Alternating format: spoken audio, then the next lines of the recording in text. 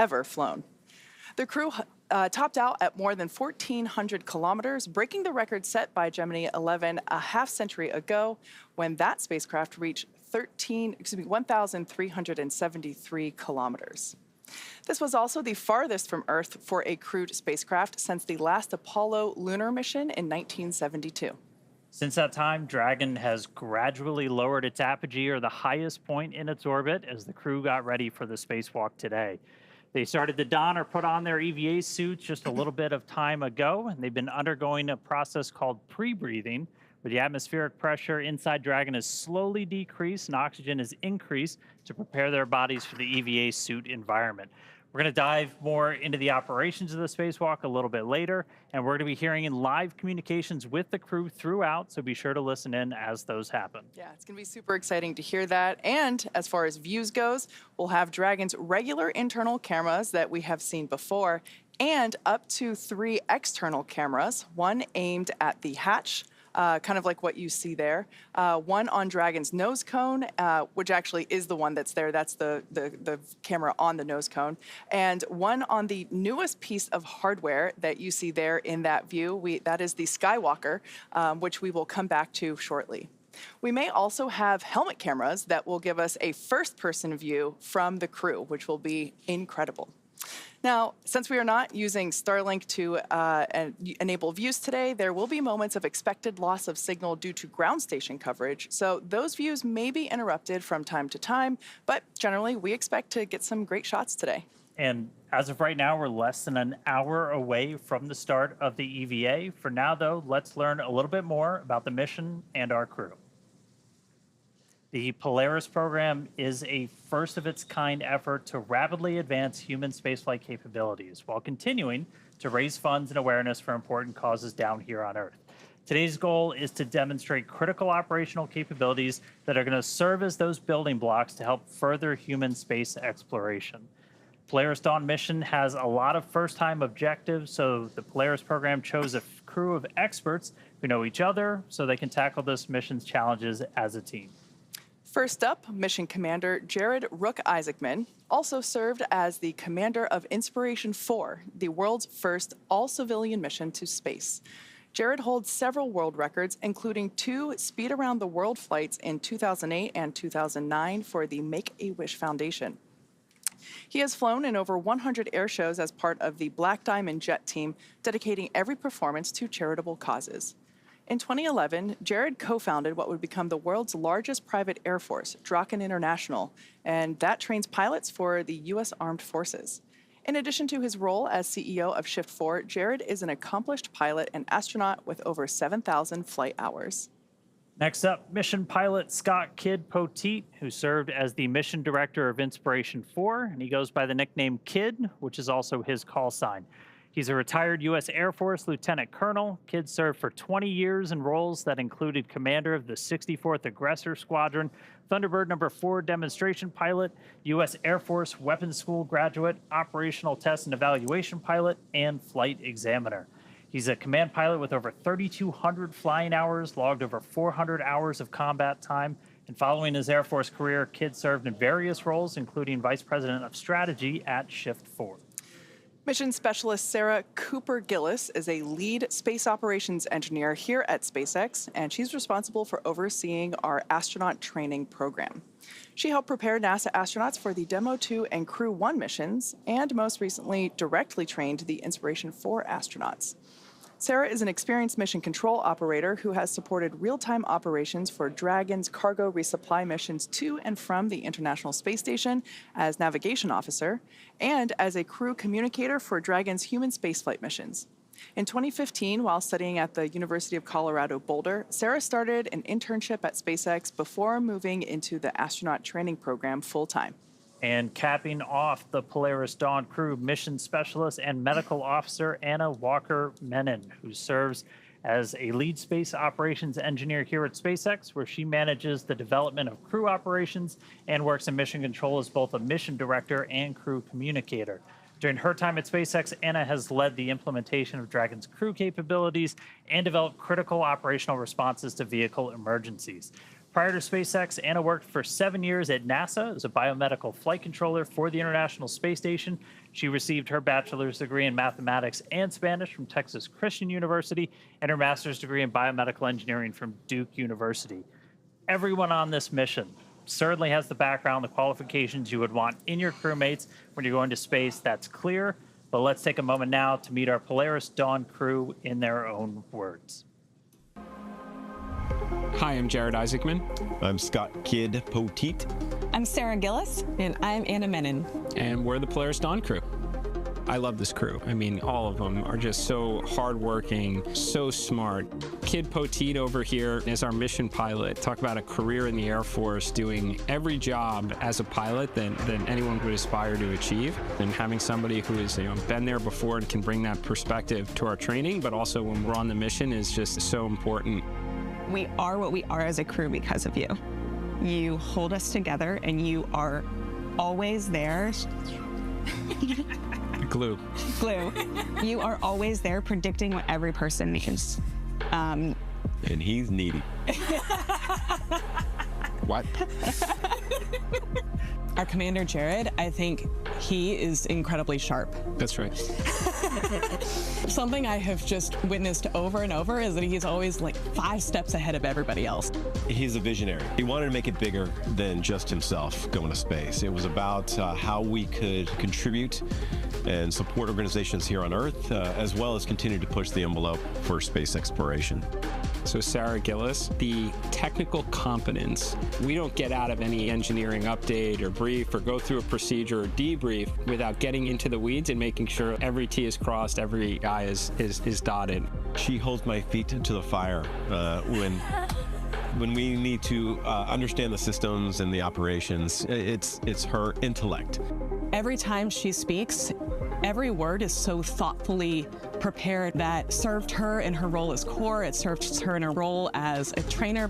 Anna, you have this incredible joy that you bring to everyday life. It is infectious.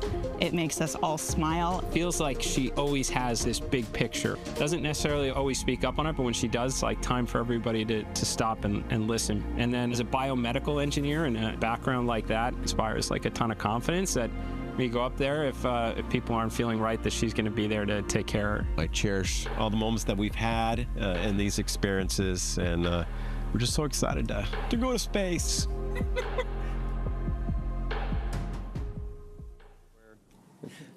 Now that you know a little more about the Polaris Dawn crew, let's recap the mission so far and what's coming up next. Since liftoff and getting to their initial orbit on day 1, the crew has been quite busy. The crew had a few meals, got some rest, and spent a few hours demonstrating the EVA suit's pressurized mobility to verify positions and accessibility in microgravity. The crew also prepared the cabin for the EVA and, of course, had an opportunity to talk to their families and check in. As I mentioned earlier, on day 2, Dragon proceeded to a high apogee of more than 1,400 kilometers, higher than any Dragon mission to date. This was also the farthest from Earth for a crewed spacecraft since the last Apollo lunar mission in 1972. In preparation for the spacewalk, Dragon has been executing a series of apogee-lowering phasing burns. By now, Dragon has lowered itself from the highest apogee of the mission of more than 1,400 kilometers to about 190 by 700 kilometers above the Earth. Also on day 2, the crew was joined on air by some very special guests. As you can see here, we are not here, but we had patients and families at St. Jude Children's Research Hospital, and they're joined live while Polaris Dawn crew member Anna Menon read from her new book, Kisses from Space. Along with the patients and families at St. Jude, Anna's children, James and Grace, also joined the reading. And afterward, the crew hosted a Q&A. And speaking of St. Jude, for this mission, the Polaris Dawn crew enlisted the help of childhood cancer survivor Liv to create the mission's zero-G indicator. While not a St. Jude patient herself, Liv met the inspiration for crew, and inspired by the mission of St. Jude, she agreed to share her talents to support Polaris Dawn. My name is Liv, and I spell it L and then an apostrophe mark. Exclamation mark. I can tell you anything about space, from the miles from Earth to the sun to every mission, basically. I had cancer in 2021, cancer survivor like Haley. I really have a passion for wanting to help St. Jude and other kids who have those struggles as I had. So I first met Liv a couple days after I got back from space at our splashdown party, and I got to meet her family, and they told me about her journey that she was on. I remember that she gave me a card she had written, and it said, "Thank you for helping other kids with cancer like me. I hope to go to space like you someday." And my eyes just filled with tears whenever I read that. Basically, my one passion is to be the first child in space. Liv was really close with the Polaris Dawn crew, and they asked her to design the zero-G indicator. A zero-G indicator is like a little plush toy that floats in the air. It basically shows that you're in zero-G. They kind of hide it over in the corner, and then once you hit zero-G, it'll float up and reveal itself. My main idea for Asteroid is based on Elon's dog, Loki. I've always loved Shibas. They've always been really cute. And then when I heard Elon got Loki, I was like, done. I love her. I want Asteroid to be for every child and help them see, oh, Asteroid went to space. And I can too. I can achieve my dreams.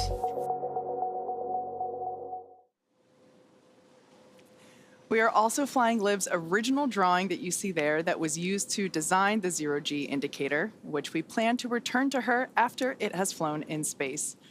And while her design was inspired by the working dogs of St. Jude Children's Research Hospital, all donations from the sale of Asteroid will be general donations to St. Jude.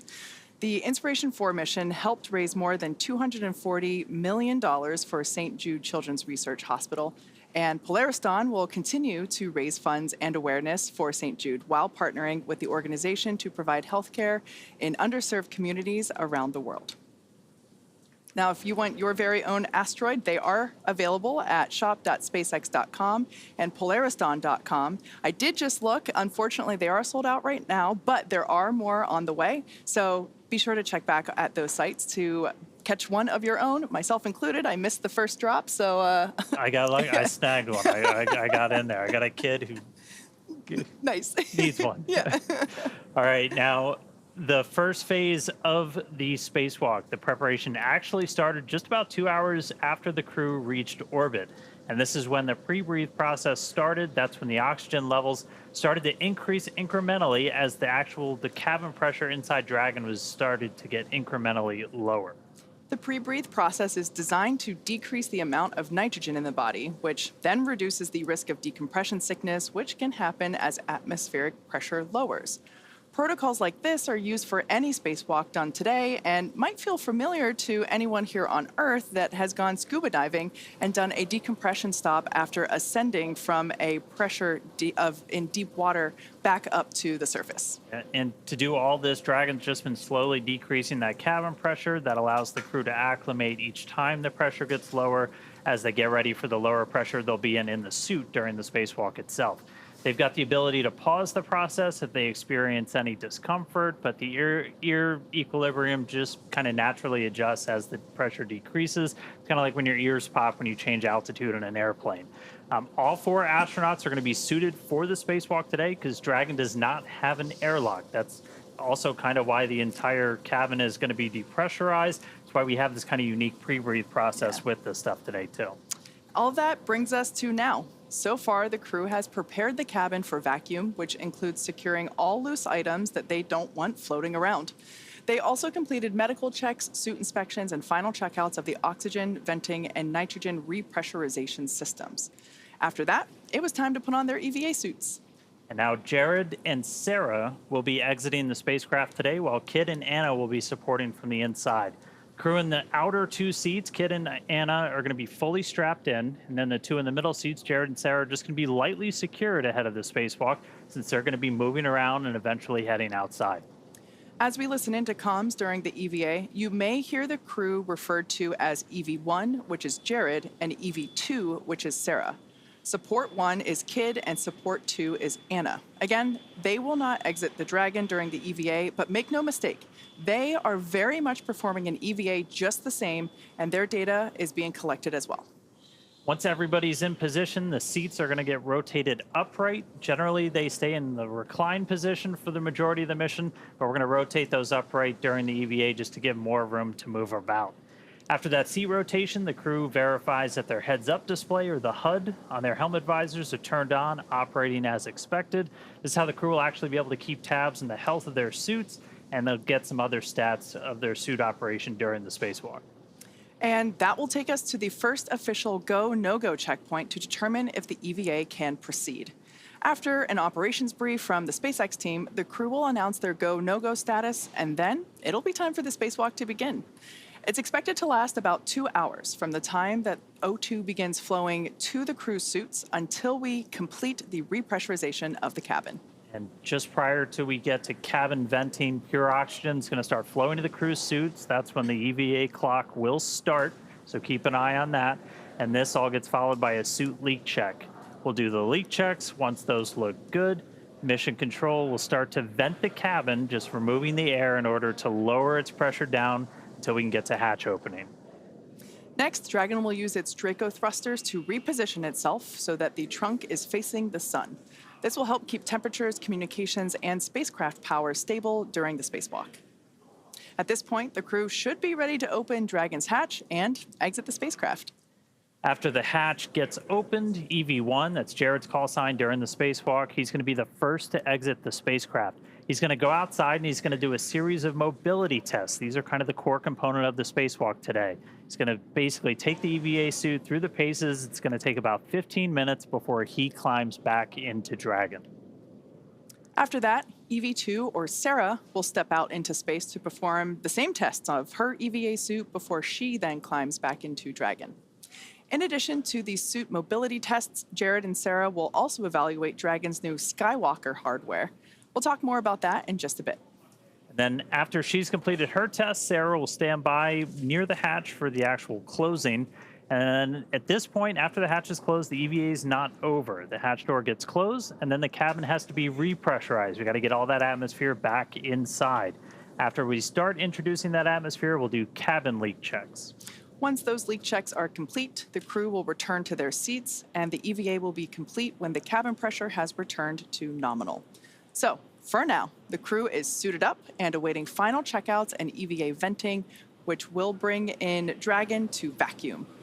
With everything on track, we're about 45 minutes or so from the start of the spacewalk. And before we get there, though, we're going to expand the desk a little bit. We're happy to be joined by former NASA astronaut Mike Hopkins. We were fortunate to have him tune in with us during the launch, and now we've got him to talk to us a little bit about spacewalking today. Good to see you, Mike. Yeah, it's great to be back. It's great to be back here in Hawthorne with you tonight on this very memorable night for sure. Yeah, absolutely. Now, EVAs may be new to SpaceX, but you have participated in 5 yourself while you were on the International Space Station and spent a total of 333 days in space. That's pretty cool. Yeah, I mean, I was very fortunate on my 2 missions. The first one was back in 2013, and I went up on a Russian Soyuz. And on that one, we had 2 spacewalks. And the interesting thing about those spacewalks is they weren't planned. They were what surprise. we call, yeah, they were a big surprise for us. Contingency spacewalk, and of course, surprises happen at Christmas because that's when we actually went out the door. Our second walk was on Christmas Eve, and that was pretty exciting to be doing a spacewalk as everybody was getting ready to celebrate Christmas down here. You guys were just on Earth. helping deliver presents. That's right. That's right. And then your first flight was on the Soyuz, but your second one, you were the commander of Crew 1. I mean, that was obviously really huge for everybody here. That was big for me. I was there with you at NASA still. That was a huge moment. That was the first long duration mission to the space station on Dragon. And I mean, you really got to know Dragon probably more than anybody, because you actually got to call it home while you were docked up there. That's right. I mean, I tell you, it was quite an honor to get to be a part of that crew, to get to command that crew, and it was a great, amazing group of people. Not only Victor, Shannon, and Suichi, but also everybody that helped get us there at SpaceX and at NASA. But yes, you're right, Dan. While we were on board, we didn't have enough crew stations, and actually, you can see a picture of where I slept while I was on board for that second mission, and it was actually quite comfortable. And one of the best parts about being able to sleep on Dragon is that I had a view, had the window, and our other crew quarters did not. So I've got some amazing pictures from my time staying in Dragon. That's amazing. It's great to have you here. I had the pleasure of watching you launch in person. I was hosting the Crew 1 launch from the NASA press site, and it was just so cool to see everything light up and just watch you ascend to the station where you made it your home. It was also so great to see you here around campus during your training period, just seeing you here on the mez having lunch, and that was really cool. And during that time, you got to get to know the SpaceX team pretty well. In fact, Anna and Sarah were two of your trainers for Crew 1, weren't they? They were, yes. And I got to, for the launch, we saw some of their videos of training, and I thought it was kind of fun to see them as trainees and somebody else getting to test them all the time. So yeah, it was pretty neat to get to see that. Switching it up a little bit, because we're starting to get some views back from Dragon. We've been treated to some pretty spectacular stuff as we were, all the way out to 1,400 kilometers. We like to talk about something called the overview effect. So kind of that first, and we're getting some comms from our crew too. Yeah, I'm not. SpaceX Dragon radio check. Catch loud and clear, kid. Help me. Catch loud and clear.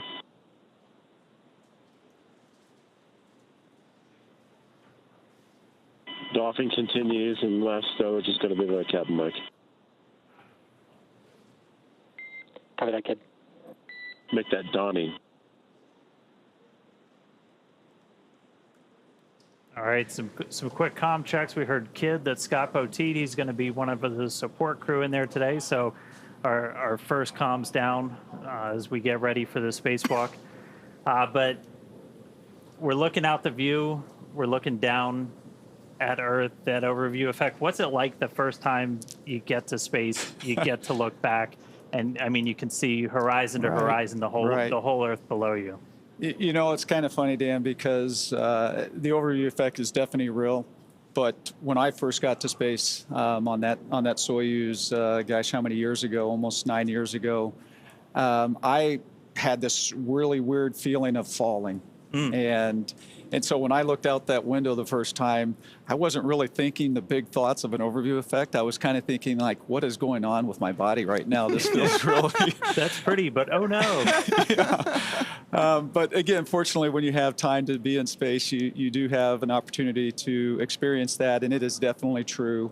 You'll hear people talking about that small sliver of atmosphere, and you see that, and that's what's keeping us alive. You see a world without borders, which is incredible. But one of the experiences of the overview effect that I had was that that it gives you that sense of answers, but it also, for me, gave me a lot of questions and made me realize that there's a lot of this world I don't really know much about. The other parts, other countries, other societies, cultures, languages, and so sometimes it brought as many questions as it did answers.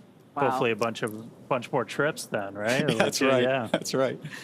Now, for those of us who have never been to space, it can be hard to imagine looking down from there here at planet Earth. Space photographer and author Frank White originally coined the term the overview effect in a book of the same name. Here's a little more on the phenomenon that few of us have yet to experience.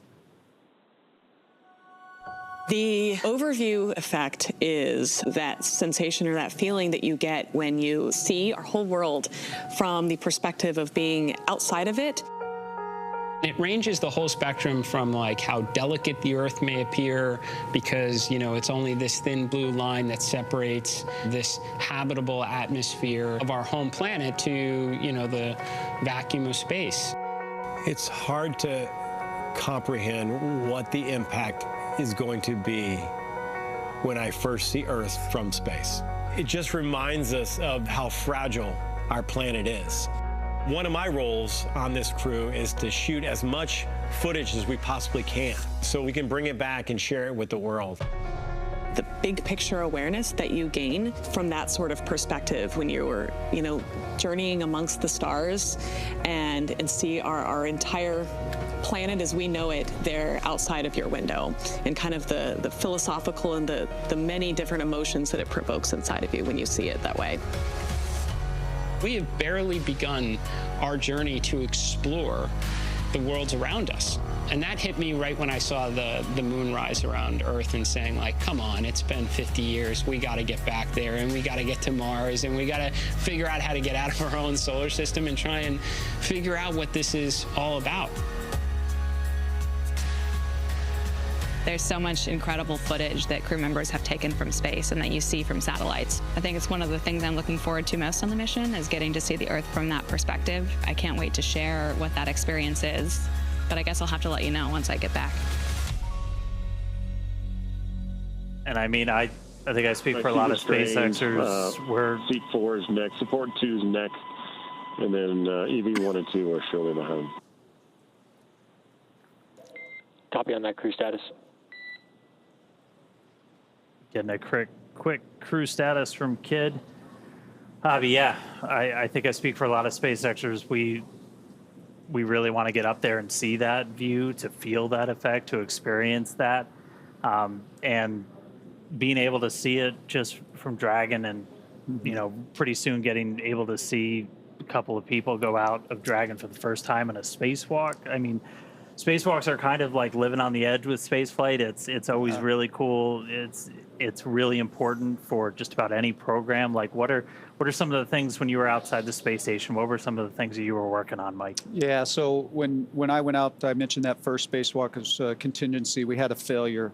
And so sometimes when we're going outside, it's not planned, and you have a component that is no longer working. And in this case, it was a part of the cooling system, external cooling system on station. And so we needed to go out and replace this refrigerator-sized pump module. And so that took us a couple walks to do that. Other times we're going out and we're putting a new piece of equipment on board. Sometimes normal maintenance. Sometimes we're upgrading equipment like new solar arrays, new batteries, and things of that nature. And sometimes you're doing like what the Polaris Dawn crew is going to do today, and you're just checking out the suits and checking out the equipment that you're going to use in future spacewalks as well. Now, with all of the experience that you have up there, I'm guessing there might be an EVA experience or achievement that you are particularly proud of?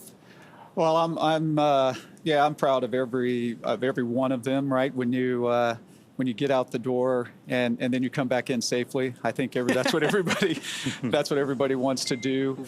Dragon SpaceX, for awareness, we're going to be commanding a couple fans right here. You'll hear them run, but then we'll also be turning them off. No correction required. Copy. Actually, if I can, I'm just going to jump in on that. Absolutely. That's actually a very important call that was made. You heard him say we're going to turn on some fans, because when you're in space, you acclimate to the sounds around you of the vehicle. And when it changes, all of a sudden, you're kind of looking around at what was that. And so you heard them give them a warning that we're going to turn on some fans. Yeah. And so that they kind of knew what was going. So that's actually a great call from the ground there. But anyway, going back to those spacewalks where I was outside and what are you proud of? It takes so much to put these vehicles up into space. And so when you go out on the spacewalks and you know that you're a part of keeping that going, a big part of it is you don't want to mess up, right? Because people are depending on you. And a couple of people watching over your shoulder. That's right. And so when you get back in and they call up and they say, hey, that repair that you just made, everything's working, looks good, station's back up 100%, it's like, okay, that feels great. Dragon SpaceX, our fan commanding is now complete.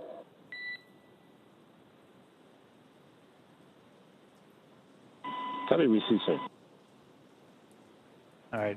Hopefully no surprise sounds in there for them. So, That's right. I mean, spacewalks are something that you train the heck out of. They're planned down to the minute. What are, why? Like, what are some of the challenges you can run into when you're outside doing a spacewalk? Yeah, so I mean, one of the first challenges that you're always worried about is how your suit's functioning, right? Because that's what's keeping you alive when you're outside like that. So there are always, you're monitoring your suits yourselves. People on the ground are monitoring your suits and how that's performing. And so those are certainly things that you need to be conscious of and aware of. And then when you're out there as well, there are so many steps that it takes to get through a spacewalk. I mean, hundreds and hundreds and hundreds of steps. And so it's too much for you to remember. And so that's where it's a teamwork between you and the ground. And so they're making all of those calls. Hey, here's your next step. Here's what the settings are for these tools. And they're just walking you through the whole process. And so I think that's one of the neat things about spacewalks that maybe people don't realize is, you focus on the people actually getting to go out and do the walk. But the team on the ground is such a huge part of that as well. So on your third, fourth, subsequent EVAs, these spacewalks, you train a lot for them beforehand, before you even get up in space. By the time you're on your fifth one, it must have been more like a cakewalk. No, it never felt like a cakewalk at all. Because it is. It is a risky endeavor, right? So every time you go out on the spacewalk, you're definitely very, very focused, and you never want to let your guard down with it. I will say you certainly are more comfortable with what's going on. You're more familiar, maybe is a better way to say that. But I think you can kind of trace it back to experiences down here on Earth. For me, a lot of times it's my sports background, so I'll equate a little bit of going out and playing a football game, right? Before every game, you're still nervous, right? Yeah. You're still got a lot of that energy. It was the same thing on my fifth spacewalk like it was on that first one. You still have all of that kind of nervous energy as you're getting ready to go out. Well, so right now we're still kind of waiting to get into some of the final preparations for this spacewalk. We should be coming up on seat rotation. I don't know if we missed it or not, but again, they're going to be rotating those seats to move them upright. That's just going to give the crew a little bit extra room to move around as we get into this. But for now, why don't we take a couple of moments and meet Dragon. Polaris Dawn is SpaceX's 14th human spaceflight mission since 2020, when Dragon became the first private spacecraft to take humans to the International Space Station. It's also the first private spacecraft to take an all-civilian crew to orbit during the Inspiration 4 mission in 2021. And just prior to Polaris Dawn, Dragon completed 46 launches. 13 of those are human spaceflight missions, and it's since flown 50 astronauts representing 14 different countries. Throughout all of those missions, Dragon has helped support more than 1,000 experiments in space. Pretty incredible stats there. And even from low Earth orbit, Dragon is helping lay the groundwork for deep space exploration. Through missions like Inspiration 4 and Polaris Dawn, we are rapidly expanding our knowledge of how humans will adapt, live, and work in space. Designed to be the safest spacecraft ever flown, the fully autonomous Dragon stands nearly 27 feet tall and 13 feet around. Dragon is capable of carrying up to 7 passengers to and from Earth orbit and beyond, but today it's carrying the 4 members of the Polaris Dawn crew. And the crew is currently living and working in the top portion of the spacecraft. It's that white section that you see there, also known as the pressurized section. This allows for the transport of people and environmentally sensitive cargo. Below that, Dragon's trunk. It sits right below the pressurized section that can carry unpressurized cargo on resupply missions, and it remains attached to Dragon until shortly before re-entry into Earth's atmosphere. And as you can see, about half the trunk is covered in solar panels. Those provide power to Dragon during the flight. The other half is the radiator. Dragon itself is equipped with 16 Draco thrusters. We got a really cool view of the 4 forward bulkhead ones firing earlier on this flight with lights on Earth behind you. Those are used to orient the spacecraft during the mission. They also get used for apogee and perigee raise and lower maneuvers, orbit adjustments, and attitude control. For the EVA, the Dracos are going to be used to reposition Dragon so the trunk is facing the sun, and they're also there to be used for reorientation during the spacewalk if needed. In order to accommodate a spacewalk, this is the first Dragon to be outfitted with a Skywalker in place of the cupola observation dome. The Skywalker that you see there, looking up at it from basically from underneath it. The Skywalker is a structure that is mounted to the top of the Dragon capsule, and the astronauts will use this to assist in exiting and re-entering the spacecraft during their spacewalk. The team also added additional nitrogen tanks to assist in repressurization of the capsule after the EVA. Another new feature on Dragon is the addition of a motor plus handholds and footholds inside the spacecraft to help with opening and closing the hatch during the spacewalk. This Dragon also carrying what we are calling the Starlink plug and placer, making this the first mission on Dragon to use the Starlink network in orbit. Inside of Dragon is a router connected to a user terminal in Dragon's trunk, and then this terminal is linked to a new plug and placer device that's mounted nearby. While we're not using Starlink for continuous coverage during this operation, we've been testing its ability to establish and maintain laser communications with our Starlink satellites there in orbit that are below Dragon. Dragon has proved to be quite a versatile spacecraft. It can autonomously dock to the space station when outfitted with the ISS docking adapter. And when it's intended for free flyer mode, the docking adapter can be swapped out. SpaceX Dragon, you guys are welcome to come back aboard if you want. SpaceX copies. Don't have a ground station right now, but we'll go ahead and bring cameras back on board so we get it when we do have ground stations. Copy. Quick comms there with SpaceX Core from the Dragon capsule. That was the crew just letting the folks here in mission control, letting us know that it's okay to turn the onboard cameras back on once we have coverage for those cameras. But getting back to the different configurations that we have for the Dragon capsule, I was talking about the docking adapter previously. When the Dragon capsule is intended for free flyer mode, the docking adapter can be swapped out for a cupola, which is the one in the middle there, and that is used for the best views that you can get while in orbit. And then, of course, our newest option, the Skywalker hardware to support extravehicular activities, and that's what the crew is going to be using this morning. So those are the current 3 ways that Dragon can be configured to support different types of missions. But hey, you never know what's to come. We always got something up our sleeve. That's right. Now, Mike, Crew 1 broke the record for the longest space flight by a U.S. crewed vehicle. It surpassed the 84-day mark that was set by an Apollo capsule during that final flight to the Skylab space station in 1974. What was it like? Because we went over it. You literally called Dragon home during that time. Yeah, what was it like to live in there? So first of all, I got to say it's pretty exciting because the Dragon that they're using right now is the Dragon that I lived in that took us to orbit. Dragon Resilience. Yeah, we affectionately called Resilience, and it was an amazing spacecraft. It from a standpoint of living inside it, and again, it a lot of room actually compared to some of the other crew quarters that we had on board, and plus just being able to spend all that time in it. I'd call my family every night before I go to bed, and I'd be looking out the window at the Earth as I was doing that. It was very special. Did any of them get jealous because you had the window seat? Well, yeah, there was a little bit of that certainly going on up there. Nice. Now, as you mentioned, this Dragon capsule that the that the Polaris Dawn crew is flying in was previously used, really debuted on the Crew 1 mission, hence why you guys had the honor of naming it in the first place.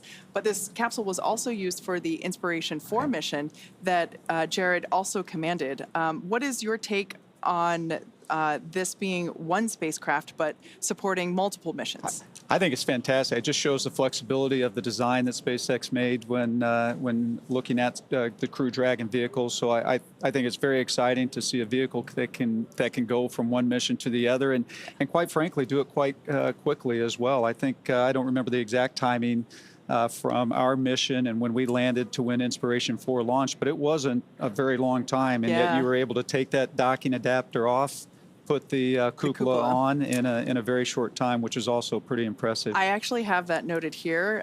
Crew 1 took off in November of 2020, and Inspiration 4 lifted off in September of 2021. That's incredible. Less than a year. We landed in May of 21, and so within that short period of time, you reconfigured the vehicle and were able to put that cupola on and launch. Cool. Yeah, very impressive. Your mission patch sticker is in the capsule that they're in now, and that's we'll exciting. add their own sticker to as well. Right.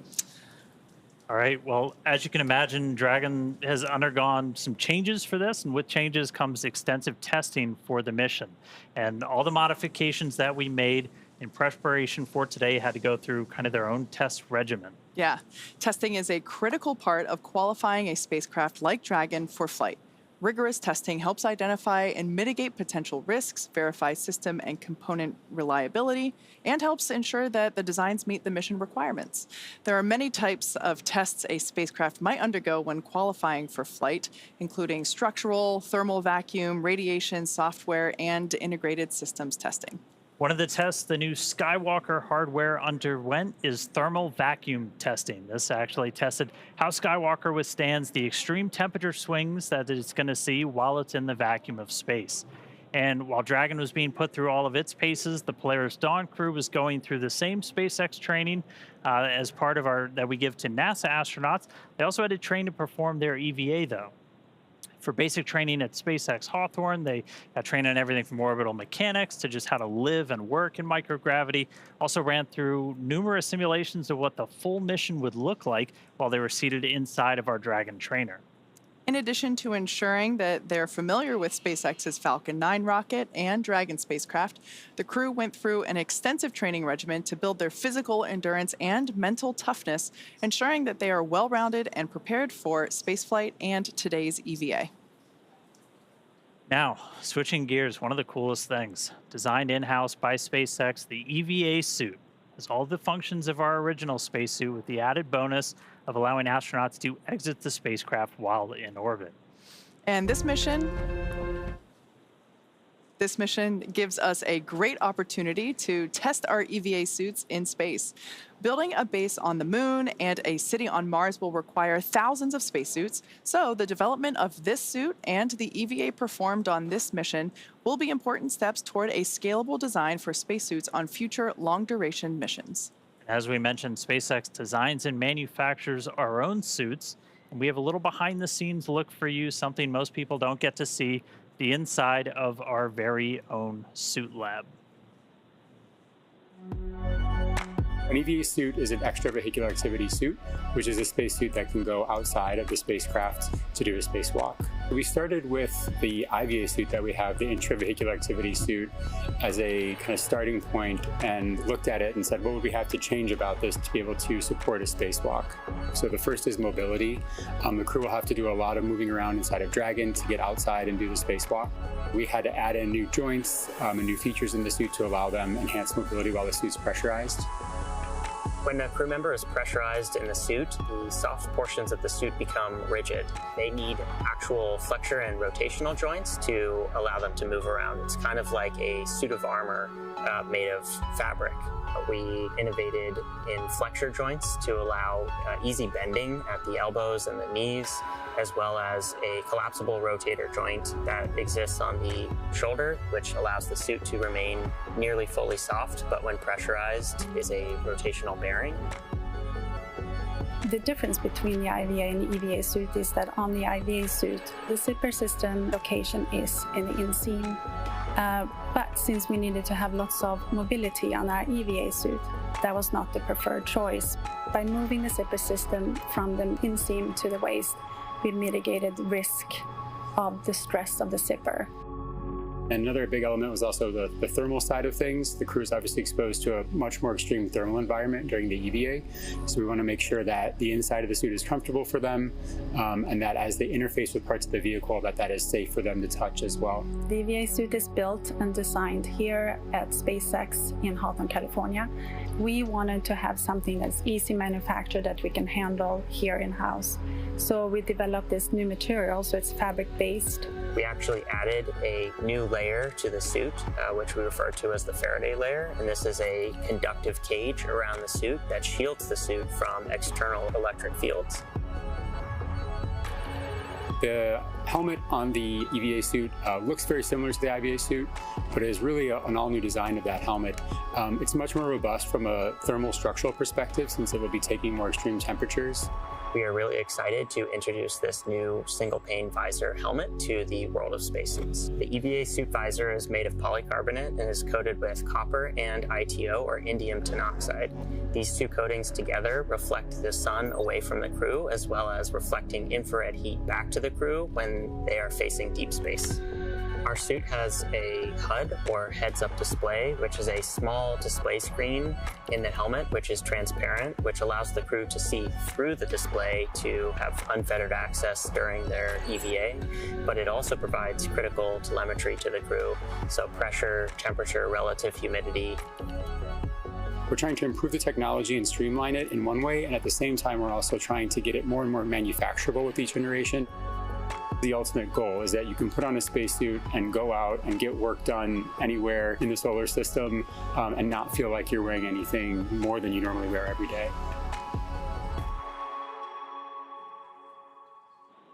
We also had a chance to talk to the SpaceX team that developed some of the hardware and procedures for our first spacewalk. Let's hear what they had to say.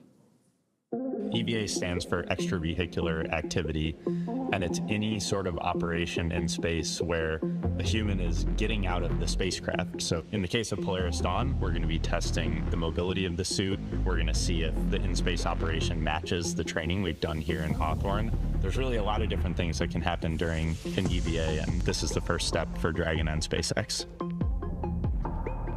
When I first started working at SpaceX, I never thought I'd be training a crew to do an EVA. It's brand new, it's so unique, we've never done anything like this before, and so we wanted to make sure we had the best possible training program for this mission. We want to see if we can train a spacewalk on Earth in a way that's representative of what it feels like in space. Even though only 2 people are going to be going outside during this first EVA, all 4 crew will be in EVA suits going down to vacuum. Dragon was always designed to vent to full vacuum, but we've never taken a full Dragon capsule down to vacuum, and this will be the first time we do it in space. We actually put crew into a chamber at Johnson Space Center in Houston and had them live the exact profile that they will experience, and making sure that no one actually experienced decompression sickness. We have a couple new training assets for Polaris Dawn to train the EVA specifically. The suspension system that we have is situated on top of the platform of our capsule simulator. The lines drop through the hatch. They attach to a single crew member inside the capsule. We can lift them up and get them situated so that they can egress the capsule and perform their tasks at Skywalker, the mobility aid. The Skywalker, what's amazing to me is a lot of people are going to think it's a metallic structure just bolted to the top of Dragon, but a lot of development effort, testing went into the Skywalker. So we actually used similar technology as we have in the Super Draco chambers to apply a thermal barrier coating to the outside of the Skywalker. That is going to be a really, really amazing mobility aid on the front end of Dragon. We also developed a sideways simulator, so we flip the hatch on its side. In the event the hatch fails to close, they can manually close the hatch. We had them do that in a sideways suspension system, so gravity isn't helping them close or helping them open that hatch mechanism. It's new development for Dragon, it's new development for SpaceX and the industry as a whole. So this is a great example of where Polaris Dawn is forcing the team to innovate in a way that adds safety and reliability to every Dragon mission going forward. That's this huge challenge for us to go solve, but that's also an opportunity for us to solve the problems that we have to go figure out anyway for our larger goals, like putting people on Mars. The Polaris Dawn objectives are the first step towards that ultimate flight with humans inside of Starship, which is right along the SpaceX development path that we have towards getting to the Moon and Mars.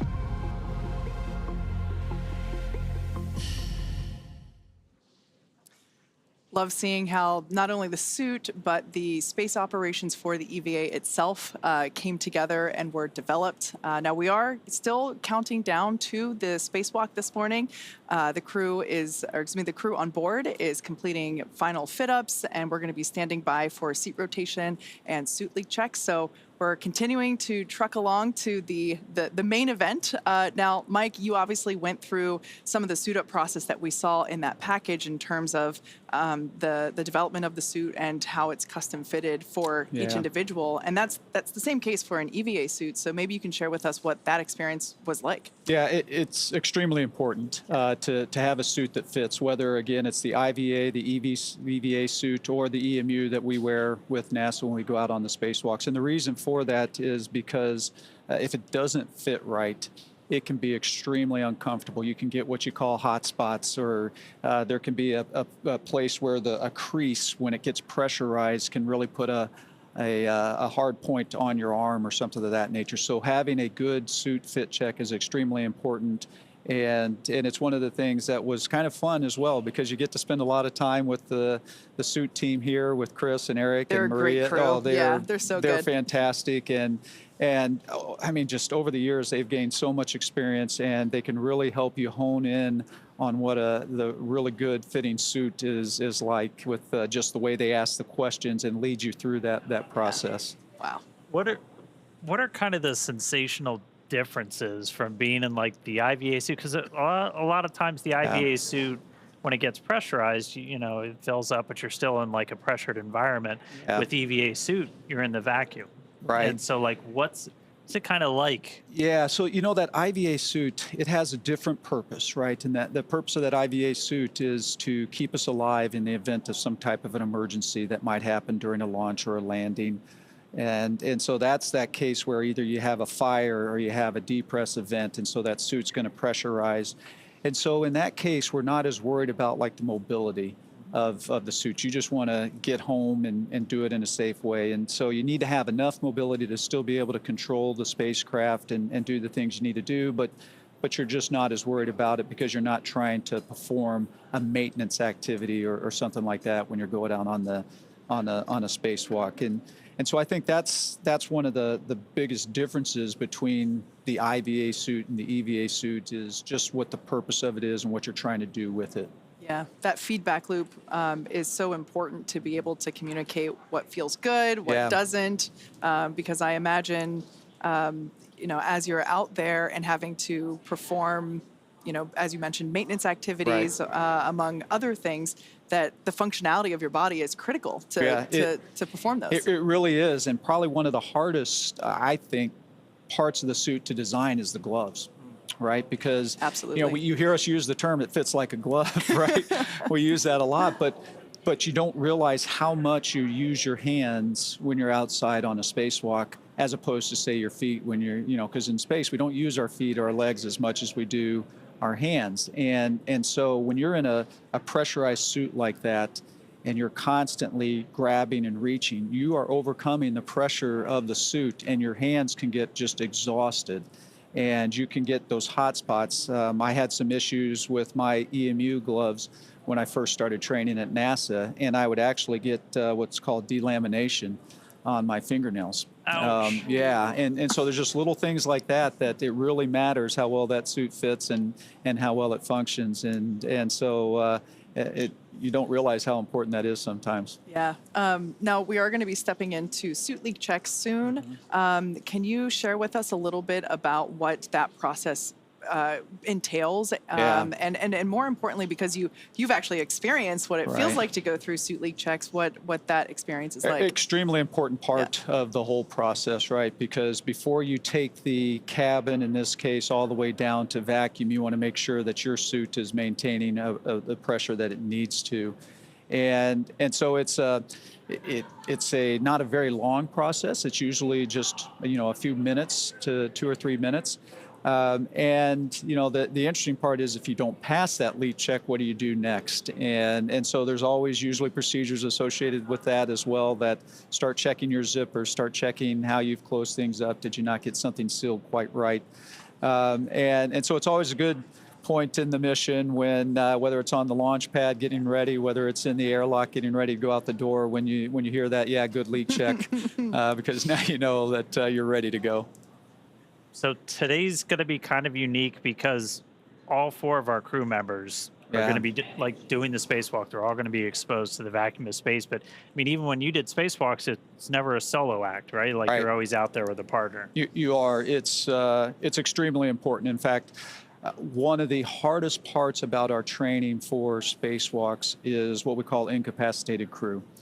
And so you need to always be able to get your crewmate back into the airlock if something should happen, if they should no longer be conscious and something of that nature. And so we actually do spend quite a bit of time, and that's why it's extremely important for us to go out in pairs, because things can go wrong. And so you want to be prepared for those moments.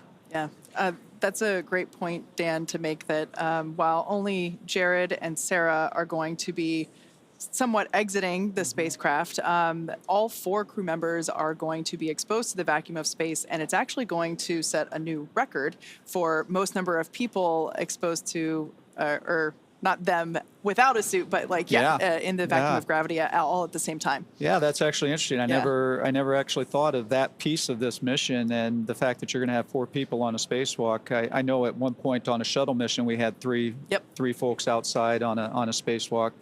And so, that's a big deal and kind of exciting. You know, one of the things we do on the space station, of course, is we have astronauts that are still inside, and if we do get into those emergency situations, they're there prepared to help us get back into the airlock and get unsuited and things of that nature. So, of course, when you have all the crew, it just makes you think about those emergency situations probably in a little bit different way than we do on station. And hey, if you're just tuning in, we are still waiting to really kick off our spacewalk today. So right now the crew is inside the spacecraft. They're getting suited up. We should be hearing some comms from them pretty soon. And then SpaceX Dragon EV1 is completing glove zipper closures, but at this time we are ready for seat rotation. Copy that for seat rotation. Can you confirm crew is ready with the current glove zipper ops?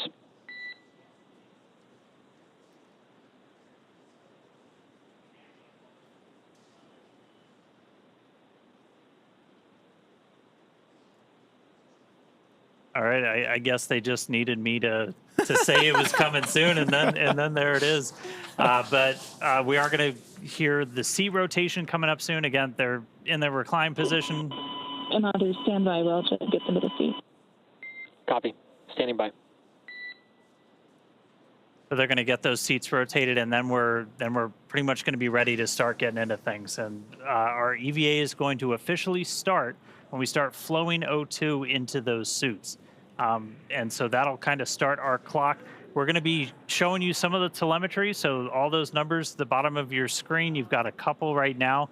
That one all the way in the bottom left corner, that's your Dragon. That's your Dragon cabin pressure. That's in PSI. SpaceX Dragon, you're ready for seat rotation. SpaceX copies. Initiating seat rotation.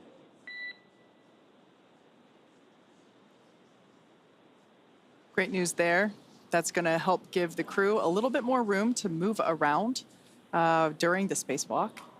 And after we get through the seat rotation, we'll be able to perform those suit leak checks that we were just talking about.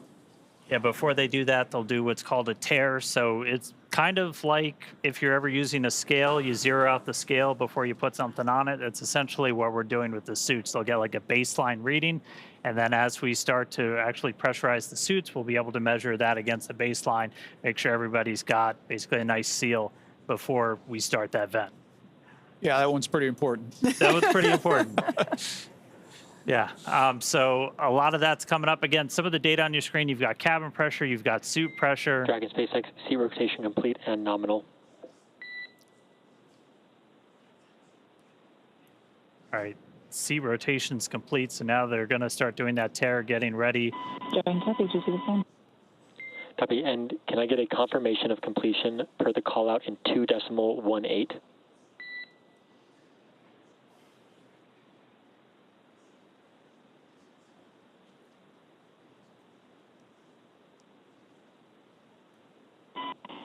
H1 SpaceX, complete with 2.18.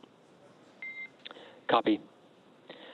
At this time, you are go to step into Section 3 and tear suit deucers.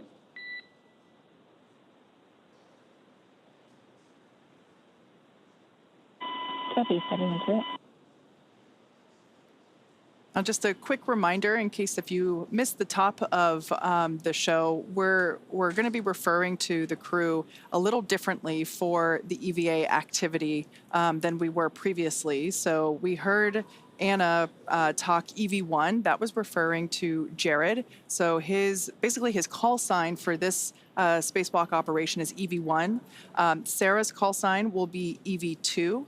Anna will be support 2, and Scott will be support 1. Also, Scott and Sarah are switching seats. Perhaps they already have. Yeah. Copy. Stand by for HUD power for pressure sensor checkouts. Okay, so our suit tear completed. So next up is going to be the HUD checkout. So the HUD, your heads-up display.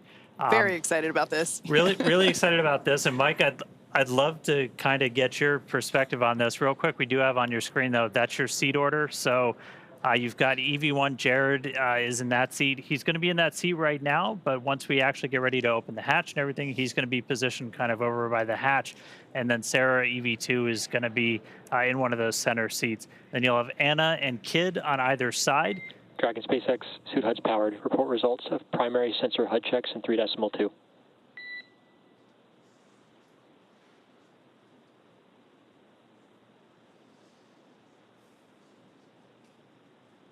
So again, that's our seat layout. We just heard the HUDs are powered on, so they've got heads-up displays actually being kind of projected on their visor in their helmet, which if you've ever seen spacesuits, that's always kind of felt like that's that space age technology that we're missing. Because Mike, you guys use kind of a simpler but a little unorthodox way to see like your suit data. Yeah, that's right, Dan. It's of course the suits. And SpaceX HUD checkout complete all nominal. Nice. Copy. Swapping to backup sensors. Stand by to repeat HUD checks. So, of course, the suits that we use for the spacewalks on station are a little bit older. They've been around for quite a while, and so some of this technology, look, it's our first live views inside Dragon Resilience for this morning. That's fantastic. Yeah. I think this is the definition of chillin'. Yeah. So there, out of his seat, that's Commander Jared, who, like I mentioned before, will be referred to as EV1. Behind him, we can see already in his new seat, pilot Scott Kidd Poteet. He will be support 1. And then moving around in front of us is Sarah, who will be EV2. And then just out of view underneath the camera, but I think you can see her visor, is Anna Menon, who is support 2. Dragon SpaceX, we're on backup sensors. Repeat HUD checks.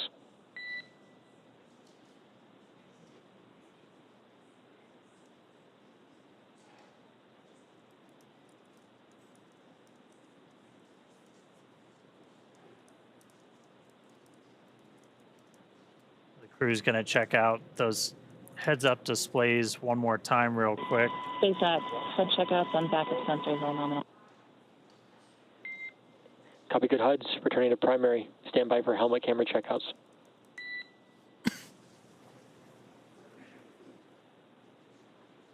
On that heads-up display, they'll be able to see the O2 flow timer. That's kind of like our mission clock, essentially, like once the O2 has started to flow to their seats, and they know they've got about an hour and 50 minutes, just under 2 hours for the whole time. They'll be able to see their suit pressure, temperature. Basically, it's a way to kind of keep an eye on things. And we were talking about it a little bit, Mike, but on the EMU is a little bit different. Yeah, the EMU is certainly different. A lot of that kind of information is on a display right in front of you that you have to kind of look down to see, and it can be pretty challenging to see. In fact, a lot of the information, you have to use a mirror on your wrist to be able to read it and know what you're controlling as well. You mentioned the timer. Of course, we don't have that kind of information on ours, and I'm not sure I'd want to know that because I'd feel the pressure of, hey, I got to get a lot of things done and I'm running out of time. Yeah. All right. So they're going through these HUD checkouts again pretty soon. Dragon SpaceX powering on helmet cams. We're going to get the helmet cams powered on. Again, give you that kind of look right over their shoulders.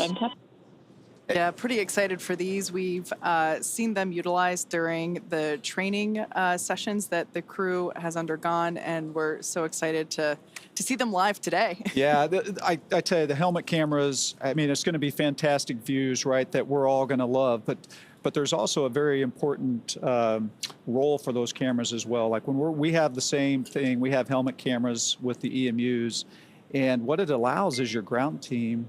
Dragon SpaceX suit cameras powered. Confirm good health.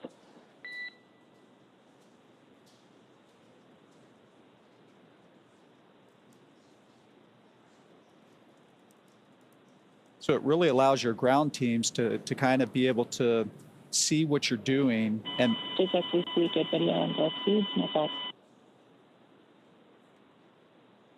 And almost double check your work. Copy. Checkout's complete. HUDs will remain powered. Proceed to step 3.3, operations review through 3.8, report when complete.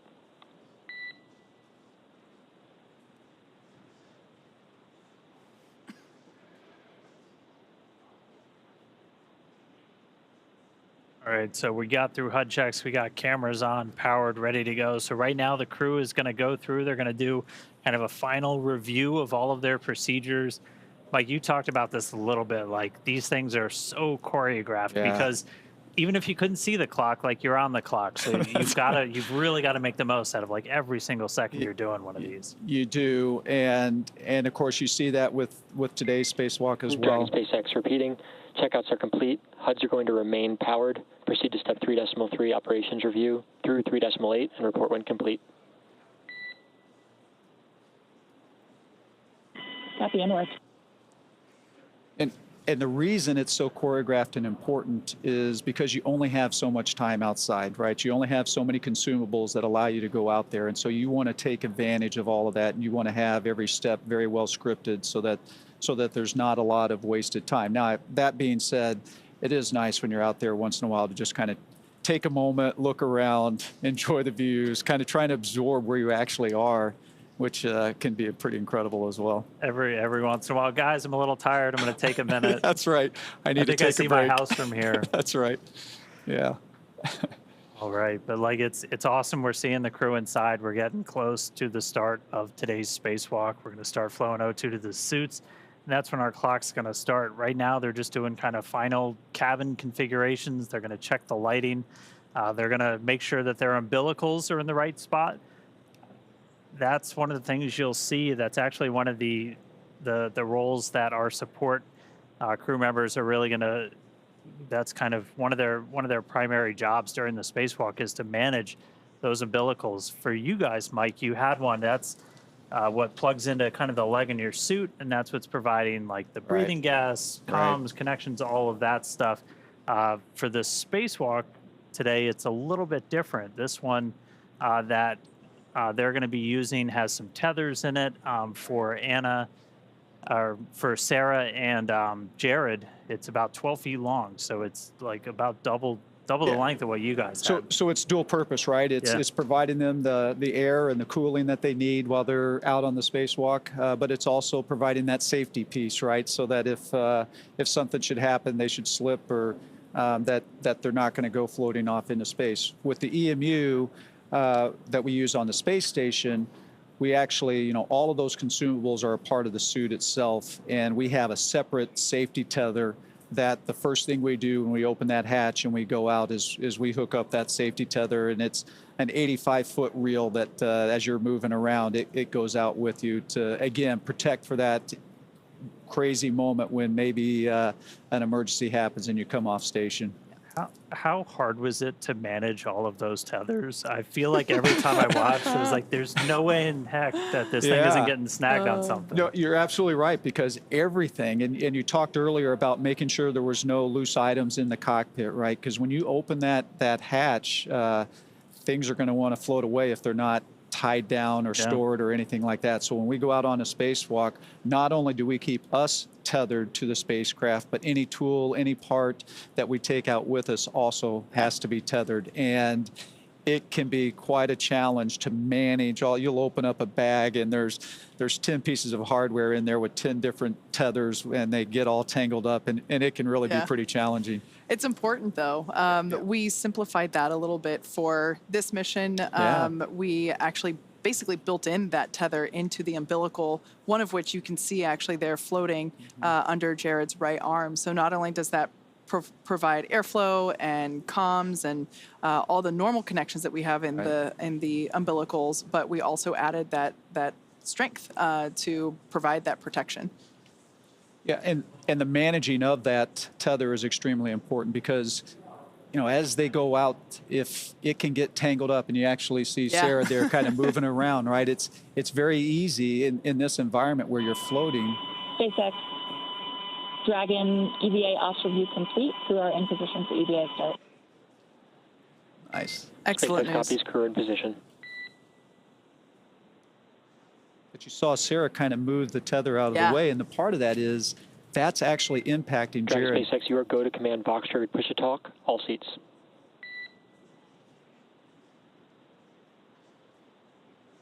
Copy and more.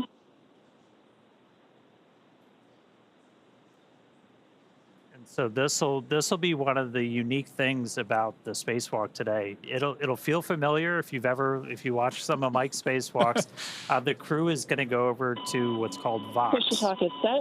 Go for com check. EV1, com check. EV2, com check. Support 1, com check. Support 2, com check.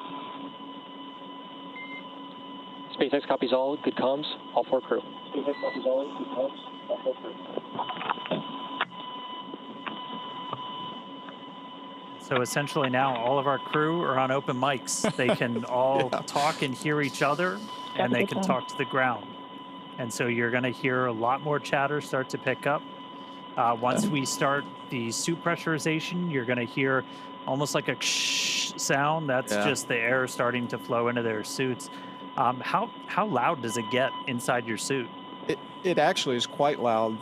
That airflow is just constantly, which is a good thing, right? Because not only is it providing you the oxygen, but it's also helping get rid of that CO2 that you're breathing out. So you want that airflow to be constantly going, and so you always are hearing that fan that's making that happen. And so that is certainly pretty important. And the Vox thing, I got to say, you know, it's nice that you don't have to push a button when you're outside there to talk. Dragon SpaceX, we're about 90 seconds from EVA initiation. Got some fist bumps going on. Yeah. And we just heard we're about 90 seconds from EVA initiation, so we should see them get the go to close their visors, and then they're going to open up one of the O2 valves on their suits to start the suit purge, and that's going to be the official start of our spacewalk today. So we'll get through the final goes, and then we'll see those visors get closed, oxygen start flowing, and we'll be off.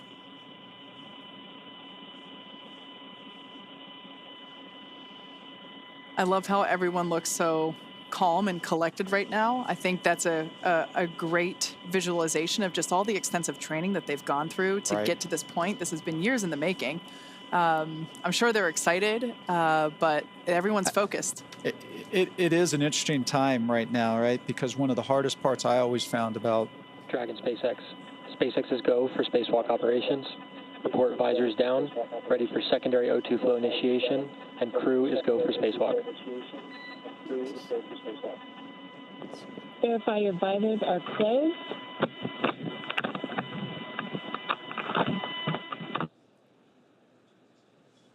Secondary O2 valve is open.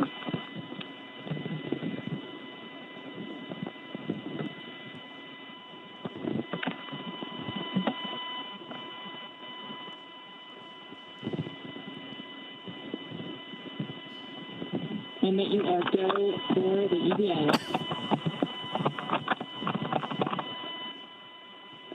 EV1 is go. EV2 is go. Support 1 is go. Support 2 is go.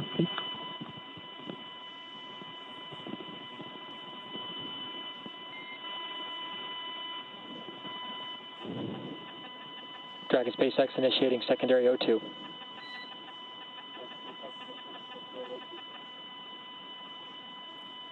And with that news, our EVA has begun. So you're going to hear it referred to as primary and secondary O2. Primary is going to be that primary flow of oxygen to pressurize. Secondary is largely putting oxygen into their suits to help with cooling, but secondary is the first one we turn on. And so our O2 flow timer has started. The EVAs start at 3:12 a.m. Pacific. I'll do the math on UTC in a little bit.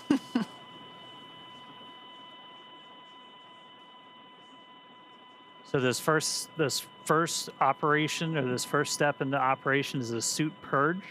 So inside their suit, obviously when the visor is still open, it's still a nitrox environment. It's the same as the cabin.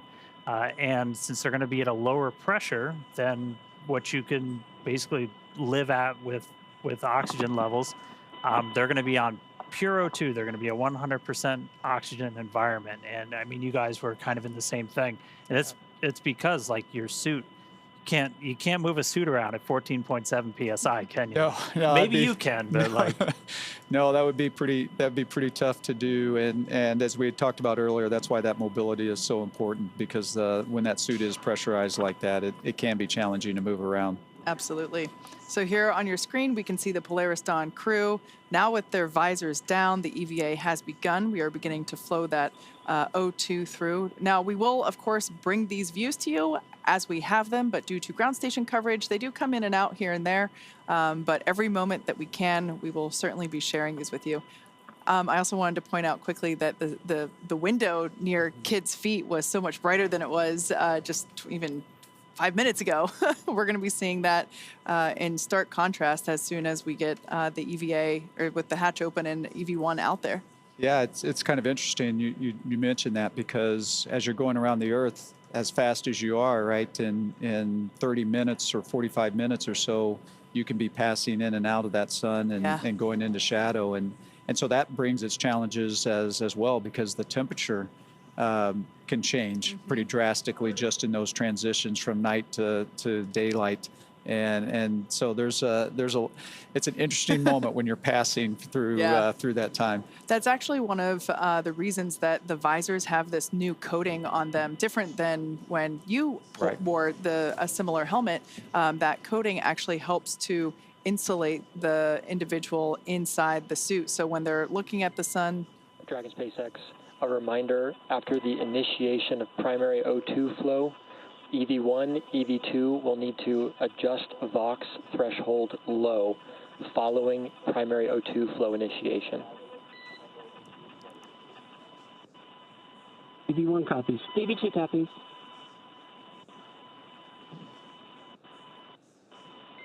Dragon SpaceX, secondary flow purge complete. Close secondary O2 valves and report ready for suit pressurization. EV1 closed. EV2 closed. Support 1 closed. Support 2 closed. SpaceX Dragon is ready for suit pressurization. Initiating primary O2.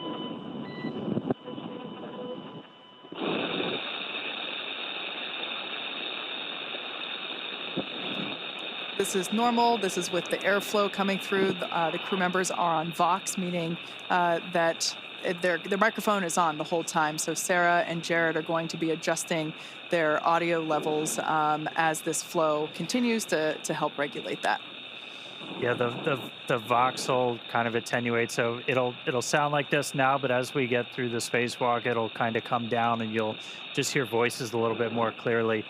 Their voices are actually going to change too. Like, did that happen to you? Did that throw you, Mike, the first time you heard that? It absolutely did, yeah, because you're talking and you're going, who is that, right? 'Cause you don't realize how much different it can sound. Yeah. Your voice can sound in that lower pressure environment. Yeah. Speaking of lower pressure, we can see the pressure changing there with the telemetry in the bottom left-hand side of the screen, so we can see that suit pressure going up, and we're able to keep tabs there. As well with the Dragon pressure. So Dragon on the far left circle, that's the pressure within the cabin, and then suit, obviously that's the pressure within the suits. So we'll actually be able to, and I think we've kind of been able to see it already, that these suits will inflate a little bit, look a little different.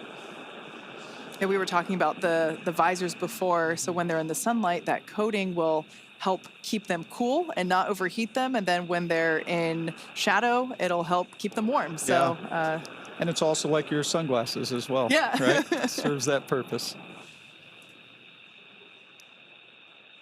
All right, so at this moment, the suits are getting their primary pressurization. This takes about 3.5 minutes, a little bit less, and then we're going to go through those actual suit leak checks. The crew will probably get a reminder they have to stay really still when we do those leak checks, and I always was kind of wondering, like, why the heck? And like, if you bend your arms, you're actually going to start, changing the volume inside the suit, and that'll cause pressure spikes. And so that's right. You got to stay really still. Yep.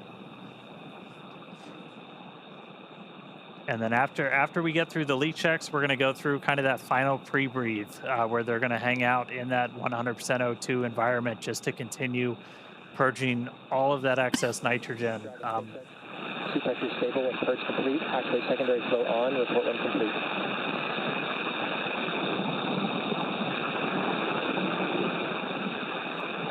EV1 open. Port 1 open. Port 2 open.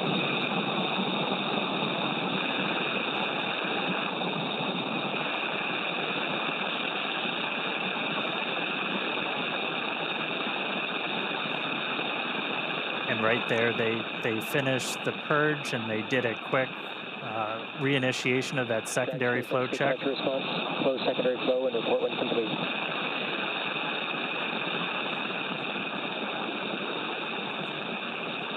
EV1 closed.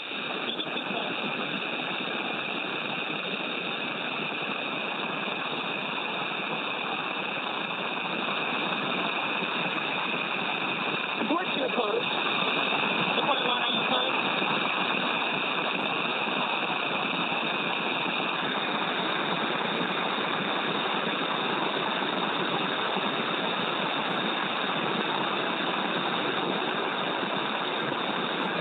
SpaceX, can you confirm secondary flow closed?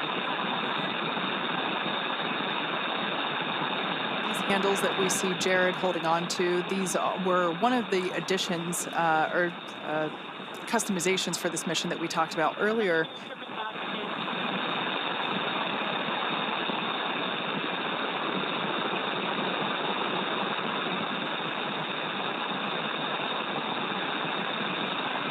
Support 1, SpaceX contact.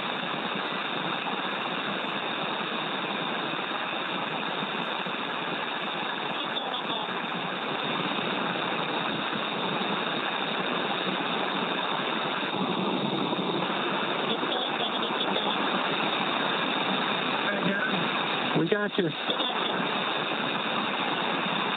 All right, copy. Got support 1.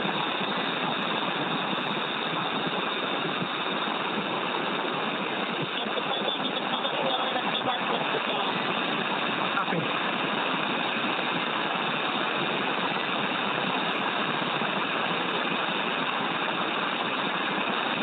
Dragon SpaceX beginning suit leak check evaluation. Remain still for leak checks.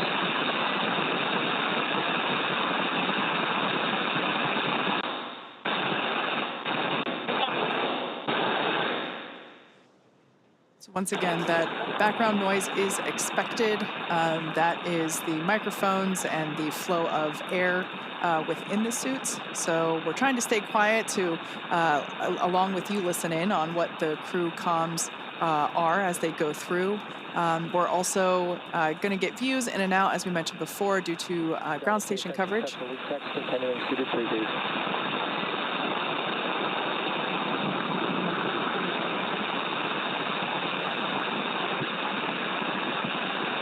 And it is a little bit tough to hear. We just heard, though, that we got 4 good leak checks on their suits, and now they're going to be in this final suited pre-breathe. And so again, this is going to last about 19 or so minutes, and this is just to do kind of that final, get all of the excess nitrogen out. And we started pre-breathe just two hours after they got on orbit, just by gradually lowering the pressure. And I mean, Prebreathe, that's something that kind of evolved over time with the space station. Where were you when you were doing your spacewalks? Yeah, so we were past the kind of the camp out phase of Prebreathe. But that's how we used to do it. And it's very similar to what the Polaris Dawn crew has been doing over the last couple of days. We'd actually have astronauts stay inside the crew lock overnight at a lower pressure, just like they did when they first got on orbit. Now we've moved on to, we do it the day of. It still is a long day. We start about 6 hours prior to going out the door, but it's not 2 days prior. It's worth noting along the lines of training and how the crew prepared for this mission that all 4 of our Polaris Dawn crew members and some additional Polaris and SpaceX crew members actually went into a vacuum chamber and tested these suits out and spent a bit of time at lower pressure just to help learn what that feels like and get used to it.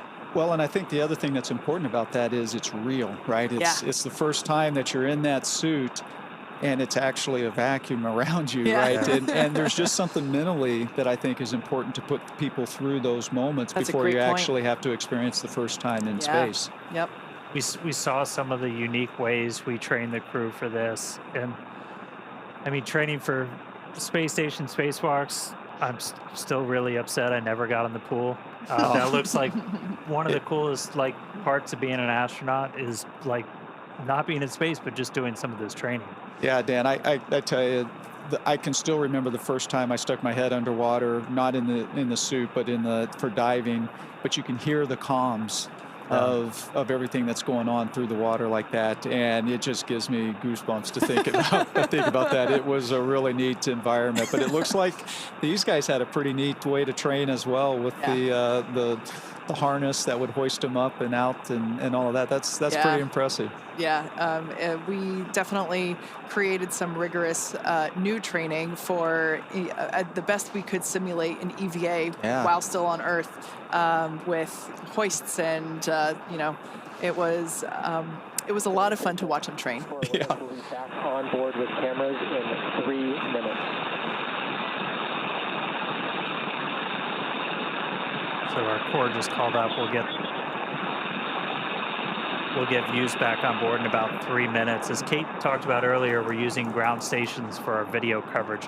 All of our communication with the astronauts are through TDRS, so tracking and data relay satellites. So we'll have constant audio, but that video, we need those ground stations. But right now they're in that pre-breathe. That final pre-breathe still. We started our spacewalk about 13 minutes ago. We initiated O2 flow to the suits. That time was 3:12 a.m. Pacific, 10:12 UTC. I did some quick math. Took me 13 minutes to do it, but I did it. So once they're through this pre-breathe, we're going to start getting into some really exciting parts of the spacewalk.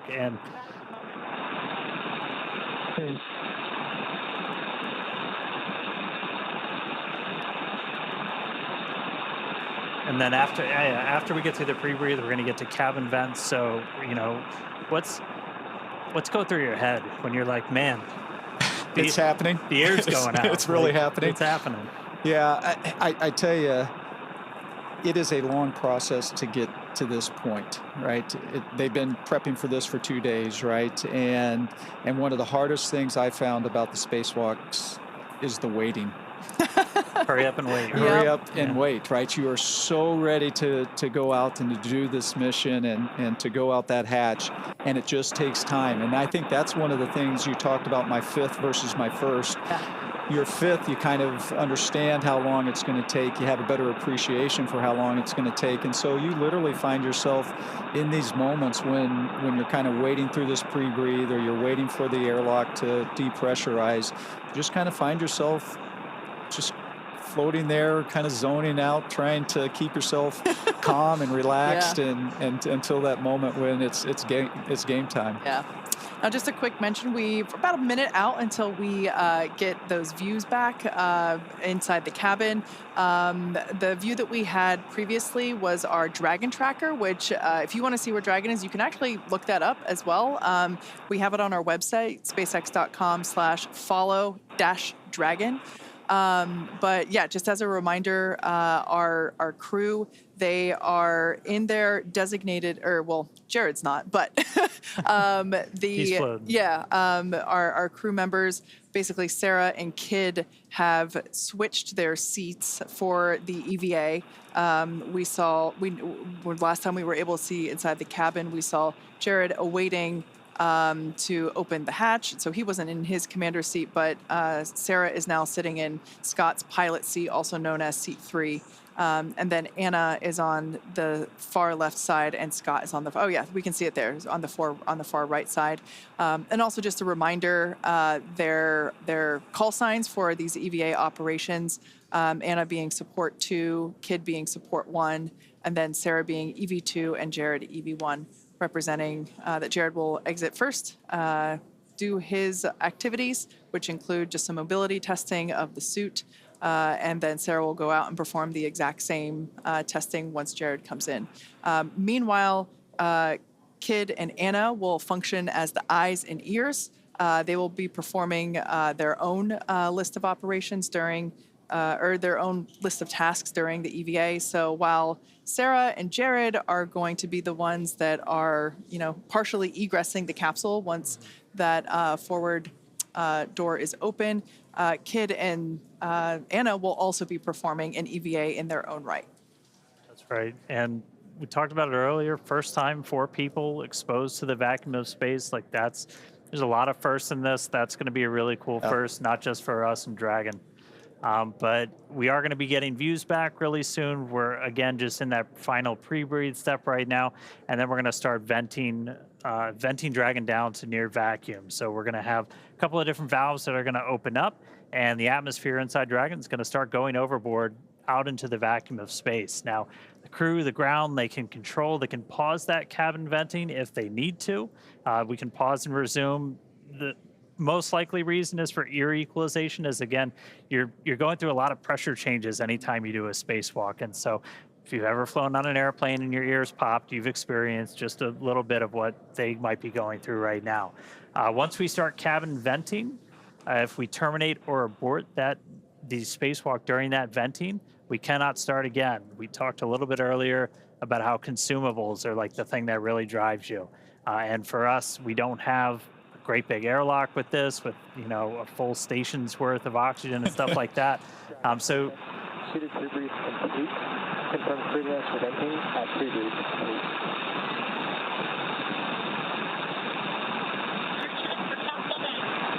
EV1's go. Forward go. Parking down. Copy, initiating cabin venting. There we go. That is great news. Exciting. So that breathing of increase, that pre-breathe where they were breathing increased oxygen, we just heard that they're good. They all 4 crew members gave the go. So now we're gonna vent the cabin.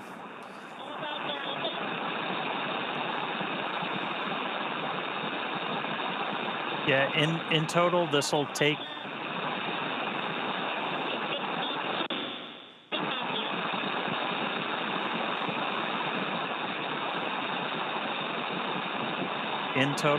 about 8 minutes, and you can, the graphics you see on your screen, that's live telemetry, everybody. So you can see the pressure inside Dragon starting to tick down. You're going to see the suit pressure tick down as well, is what we're really trying to maintain is a pressure differential. And so with these suits, we're going to be hovering right around 5 or so. You might see about 4.9 to 5.1, 5.2. It'll be about 4.9, and then we'll probably see it go up a little bit when they reinitiate the secondary flow for cooling. Copy 7. Yeah, Dan, and you talked about that, about 5 PSI is what the suit will be. We're actually a little bit lower in the EMU. Yeah. And so we've talked a lot about mobility. That difference between we're at 4.2 and they're going to be at 5, it can actually make quite a bit of difference just in how hard it can be to move the suit around, et cetera. Yeah, this crew got to, and that's something we can simulate, you know, in a vacuum chamber, or even just in 14.7. You can simulate that differential pressure. getting calls from the crew. They're monitoring along. EV1 good.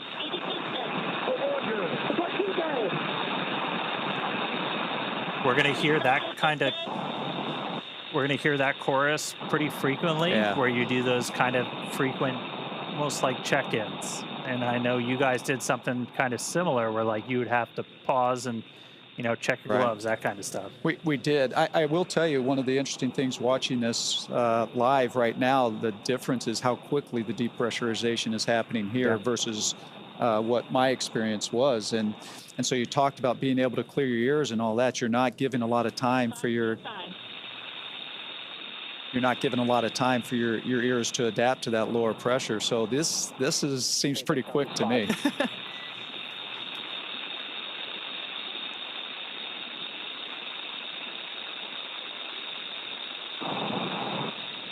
Yeah, breaking new ground with this, new suits, new operations for everything.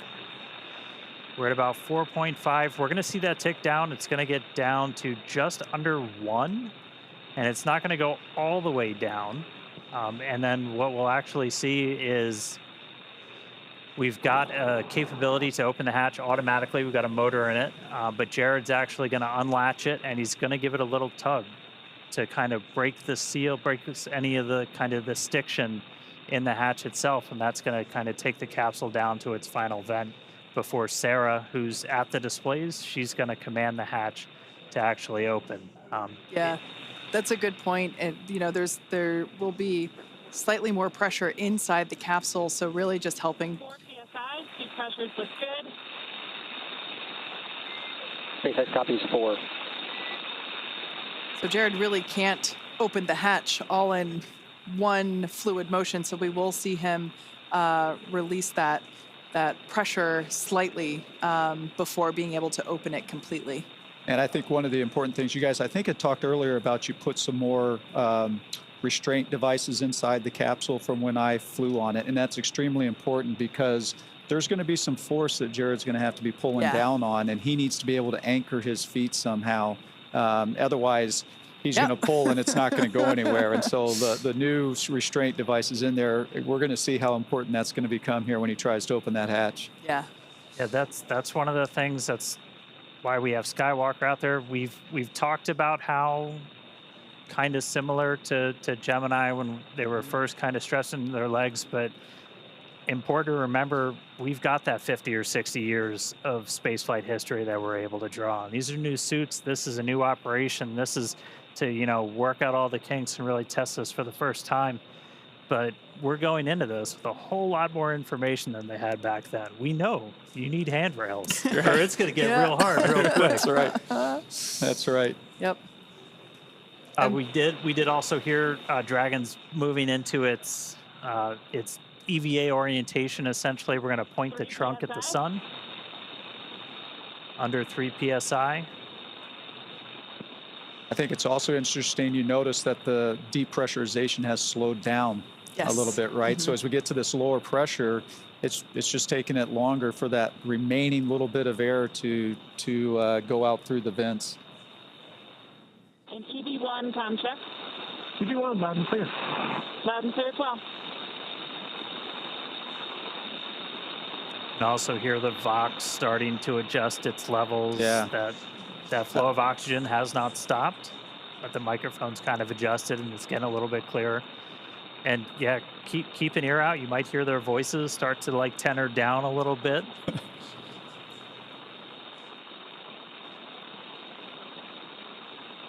I do think that's an important point, Dan, that how important comm is, right? And when it's compromised a little bit just by that extra airflow and the Vox not keeping up with it right away, how challenging it was just to hear those calls, and they can be some pretty important calls. Of course. Comm is just critical. We can see Dragon capsule now approaching close to 2 psia. Like Dan mentioned earlier, that's going to get to just under 1. It's incredible to think that, you know, the Dragon capsule in all of its power and glory and awesomeness, the new capsule is around their bodies, right? Yeah. That is what is going to protect them from the vacuum of space. And just seeing how, even though it's puffed up and we know that it's, holding that pressure, it still looks so cool, for lack of a better word. Easy one's good. Easy two's good. Well, we're good. Supply two dead. Yeah, you really have 4 mini spaceships in there. Pressure approaching 2 psi. I guess that means we have 4 aliens in there too. Yeah, that's right. Dragon SpaceX, less than 1 psi from hatch operating pressure. We have a TDRS handover in 2 minutes. We are going to wait until after the TDRS handover to command into hatch open prep. Easy one copy.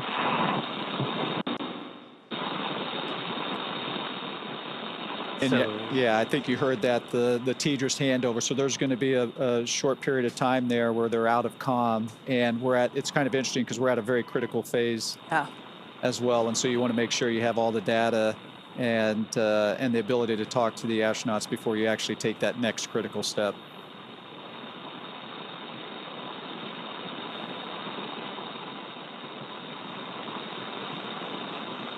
We'll see it.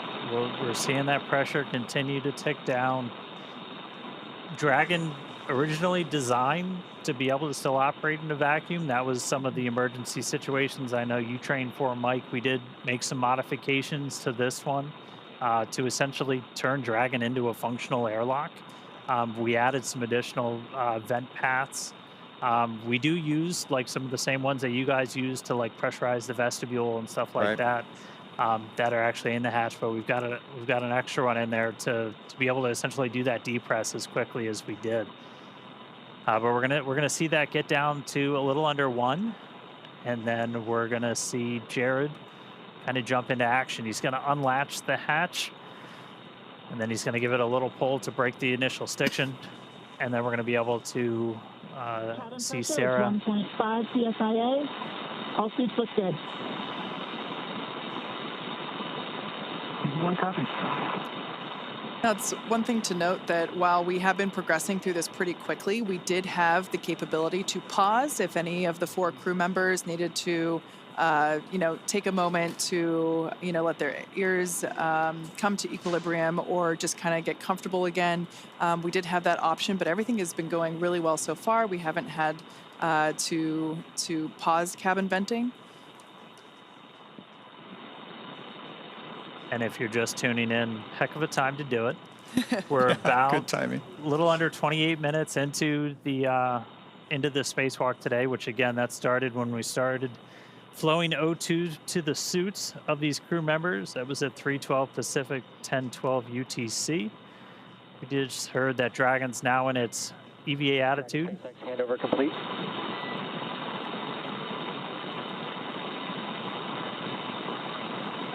So again, we've got Dragon's trunk pointing towards the sun. We are with you on board, watching through the cross view.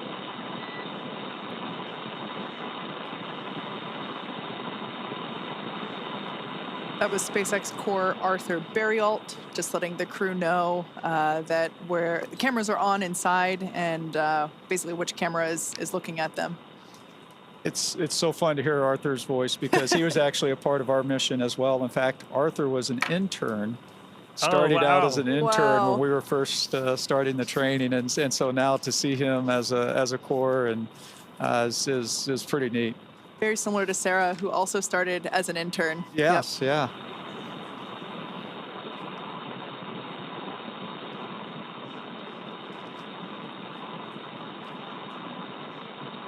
Right, we're coming up on 1 psi. You saw the light change a little bit through that window as we're in our EVA position, trunk facing the sun. That's going to help us with thermal inside the capsule and on the crew suits. Also going to make sure we're maintaining that optimal pointing for communications with the TDRS satellites.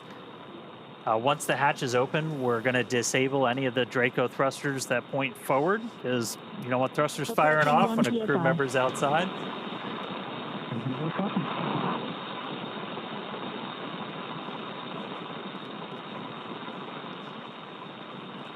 We're at 1. You can see the suit pressure is ticked down too. There's about 4.7 difference between the suit and the ambient cabin there in Dragon. That umbilical that you see there, just to the side of Jared, that will continue to flow the air into his suit as well as provide telemetry and communications connection. That's also where we have the safety harness built in as well, so it's able to... Dragon SpaceX, cabin pressure below hatch operating limit. Stand by for transition to hatch open prep. Here we go.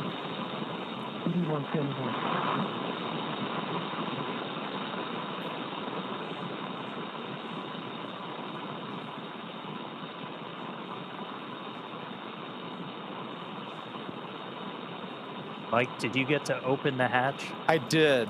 Yes. Yeah. When you go out as EVA hatch open front. Dragon SpaceX, for an EVA hatch open prep. Confirm crew ready to open hatch.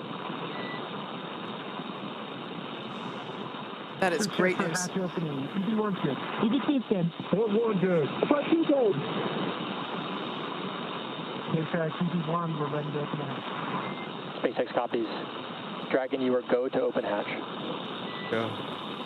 Exciting. Copy that, SpaceX. Go to open the hatch. Mike, as you mentioned before, that continuous communication. Hatch handle.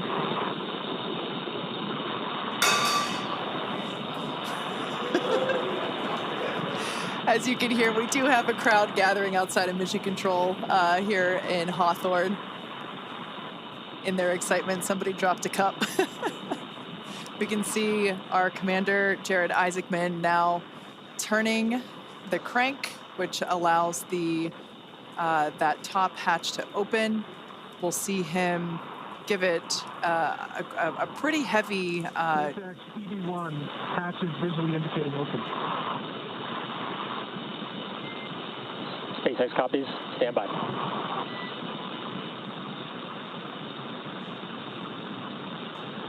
Should see him give that hatch a pretty strong jolt to release that stiction.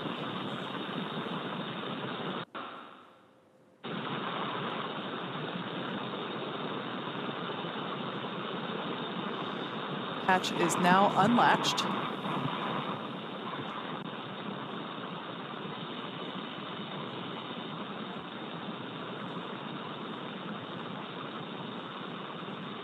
Mike talked about, you see him getting his feet set. That's right.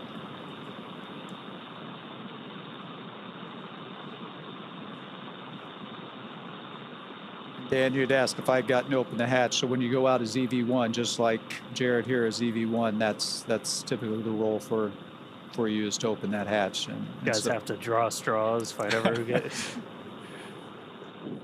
It's exciting. It is. It's very exciting. Yeah. Now, for those of you that have just recently joined, as you can see, we have successfully depressurized the Dragon capsule down to 0 PSIA. You see that in the bottom left-hand side, bottom left corner of your screen. Our 4 Polaris Dawn crew members have gone through the O2 flow, and we see Commander Jared Isaacman now standing by to open that top hatch. The nose cone is already open. It opened just shortly after the crew got into orbit. So, Dragon SpaceX target pressure reached.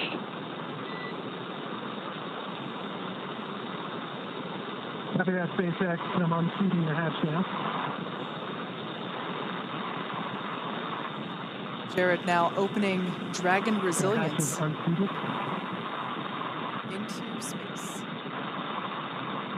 So you saw some motion on the hatch. Again, he's just giving it kind of that initial tug.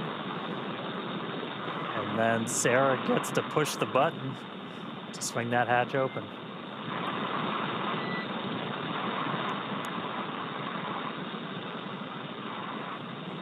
Much more movement there on the forward hatch.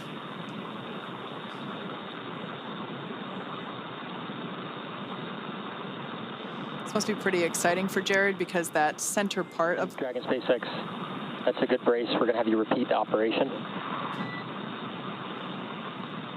Center of the hatch actually has a window. SpaceX, the hatch is unseated. Copy. Let's give it another pull. hatch is several inches compared to OCJ light. Copy, we see it.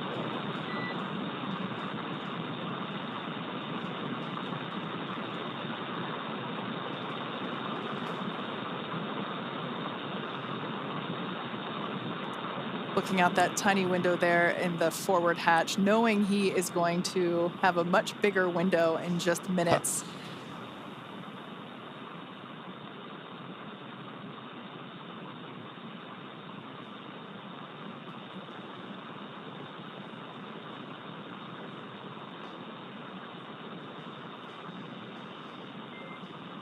Dragon SpaceX vent complete. EV1 return to seat. And EV1 copies, transitioning back under the display.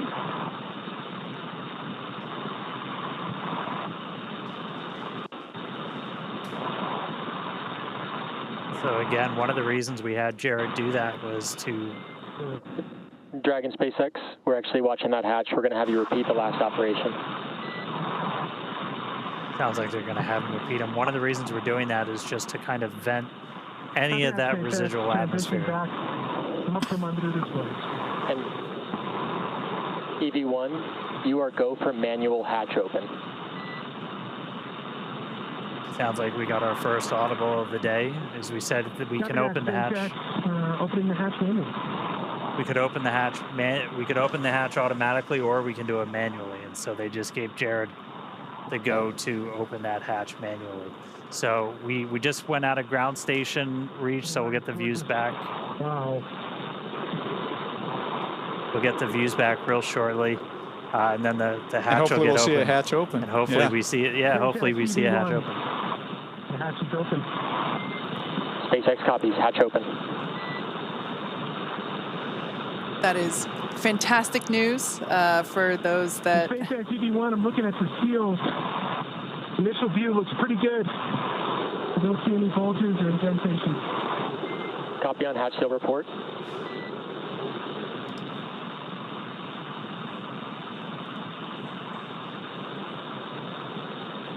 Yeah, that seal that you just heard him talking about, it's such a important part for the end of the EVA, right? So that when they close that hatch again, you get a good...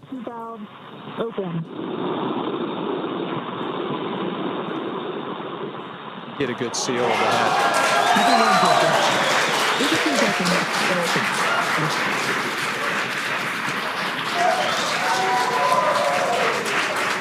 EV2 SpaceX, can you command open forward hatch?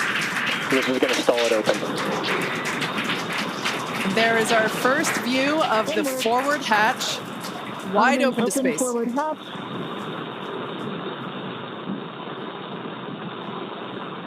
Execute.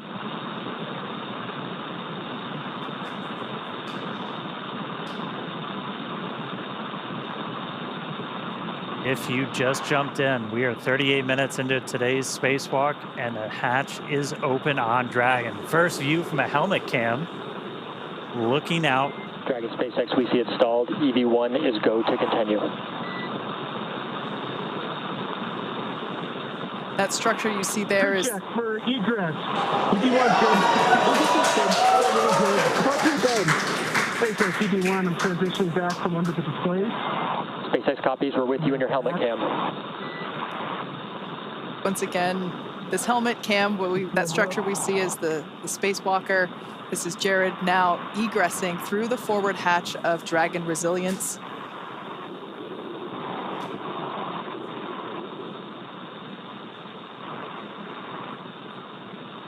These are the first views of the first ever commercial spacewalk.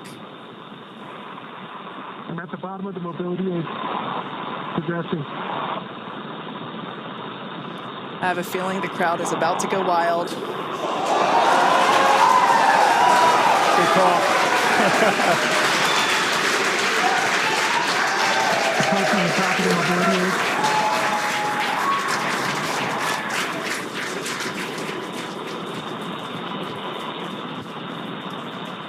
SpaceX, back at home we all have a lot of work to do, but from here, Earth sure looks like a perfect world.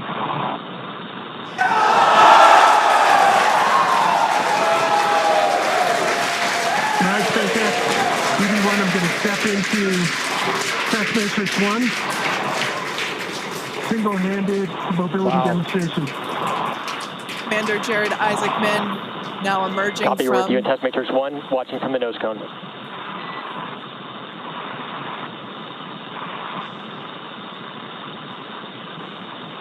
Up, down, left, and right are 3s.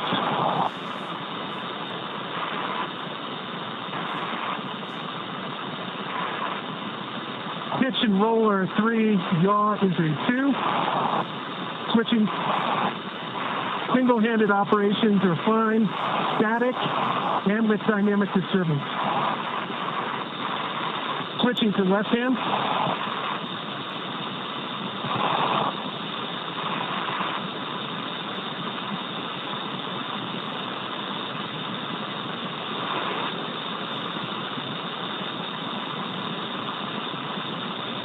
Up, down, left, and right are 3s, maybe a 2.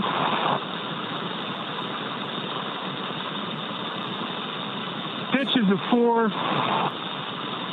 Roll is a 2. Yaw is a 2. So these are the suit mobility checks that Jared is Single-handed performing. operations, dynamic and with disturbance are all adequate. Test matrix 1 complete.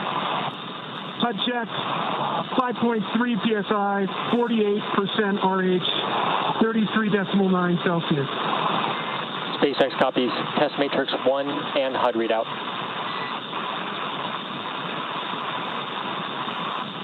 Crew ops check, EV1's good. EV2's good. 4-1 good. 4-2 good. Okay, stepping into vertical translation. We're going to start with the horizontal bars.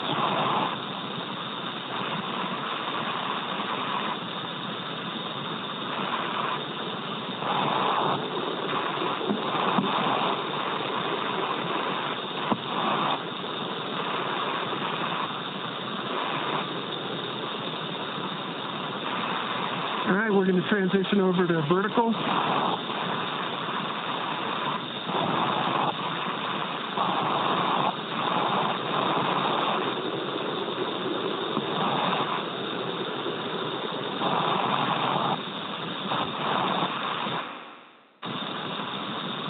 I'd say vertical and horizontal are equally workable, slight least favors horizontal. I'm going to do a max reach. Left hand's at the top of the mobility aid. At the midpoint. You have good video?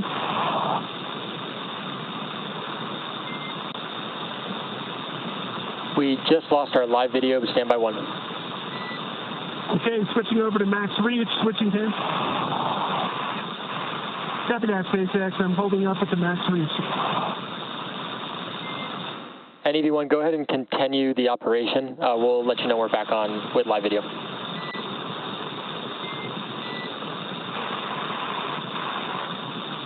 Copy that. And for your awareness, max reach, left aid, and the mid bar. And that's test matrix 2 is complete. HUD readout, 5.3 psi, 33.9 Celsius, 50% RH. Copy, test matrix complete and HUD readout. Crew op check, EV1's good. EV2's good. 4 good. 4-2 good. Stepping into test matrix 3, hands-free demonstration. EV1 SpaceX for ingress time. Go, SpaceX. Recommended ingress time of O2 flow plus 7 minutes.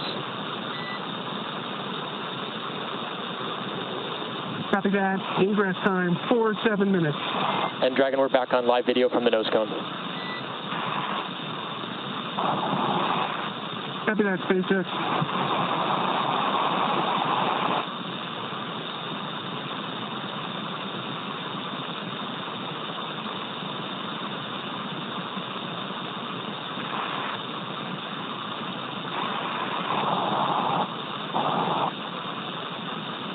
And SpaceX EV1, I would say the hands-free demonstration is very comparable to the trainer in terms of the foot restraints. SpaceX copies. And EV1, when you have time, if you'd like to return to the reach demonstration, we'll take a look at that with the live video. Copy that. Test matrix 3 is complete. The HUD readout is 5.3 psi, 47% RH, 33.8 Celsius, and stepping back into max reach. Copy test matrix 3. And as you can see, top of the mobility aid. And let's get a quick crew off check. EV1's good. EV2's good. I'm good. 4-2's good. Copy that. Okay, max reach, whether it's left or right hand, seems to be about the same. Top of the mobility aid, and then the mid-row. Copy, we see it. Checking up from the bottom.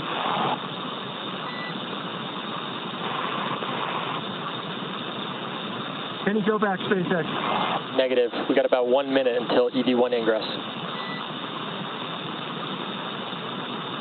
Copy that, 1 minute.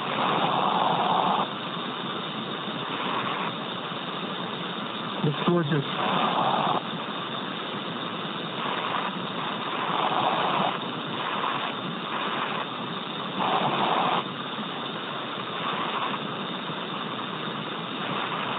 You want to see advised to get the umbilical and run his right foot. EV1, we're checking out your helmet cam now.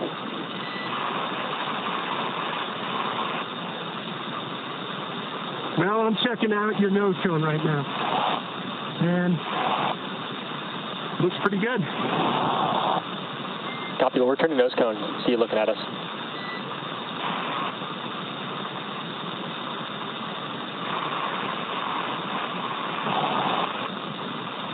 All right, we're coming up about that O2 flow timer time.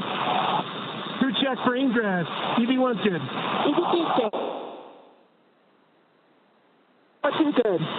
All right. SpaceX EV1. Congrats for the huge team effort that it took to get us to this point. We know it's just the start.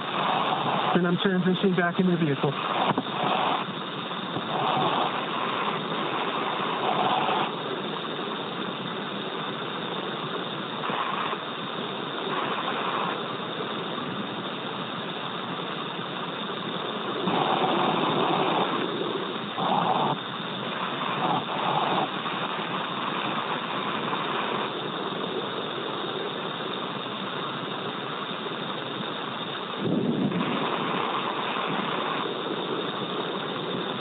And SpaceX EV1, just taking a quick look here at the hatch shields. From what I can see so far, they look pretty good. Copy on the hatch seals and stand by for transition to 3-off reset.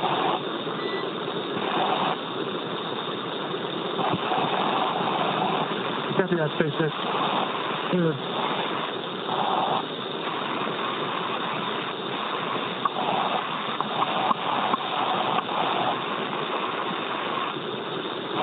And EV1 is clear.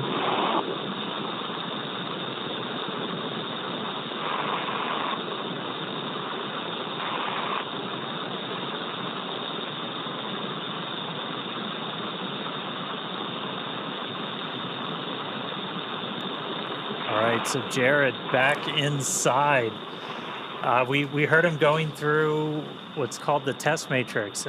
It's basically just a bunch of maneuvers using different hands, using the foot mobility. 3-off reset is in progress. Calling out numbers. Right now, though, we're doing, you just heard Arthur call up 3-off reset, so we didn't use any of the forward thrusters while Jared was out there. We're re-enabling them, putting us back in our perfect attitude before Sarah gets ready to go out the door. Fun thing to note, it's still not a perfect vacuum inside a Dragon. It's an open loop system, so oxygen is kind of getting dumped into the cabin as this is going on. So you got a higher pressure in Dragon than you have outside. So we're not worried about thruster pluming. Yeah, now you mentioned Sarah, just like Jared, she will have 10 to 15 minutes outside, perform those same sets of mobility tests as Jared. Like we heard the Corps do with EV1, they will call out when there's 1 minute remaining. SpaceX, attitude reset complete. EV2, go for egress. There's Sarah's clear to proceed. Crew check for EV2 egress. check. EV1's good. EV2's good. We're good. What 2 good? EV2 is going to go stand in the door and then step outside. Now, this test matrix that Jared just performed and the one that Sarah's about to perform, they have both committed to memory in order to execute these. We saw it being done pretty efficiently. I can't believe how quickly that time went by. Mike, we were talking about how your spacewalks were hours, and these guys only have 10 to 15 minutes, and it just like that. Yeah, it can go pretty quick, and but fortunately. Field looks good. I see a little bit of a bulge between 14 and 13.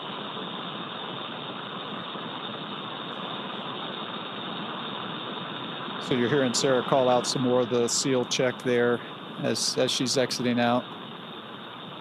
It's reseated. SpaceX copies that report. Good fix. So this was something we knew might happen. And Sarah, between 28 and 27. Copy. The crew trained on exactly what to do in this scenario. Just pop it back in. And Reseat one it. final between 19 and 18.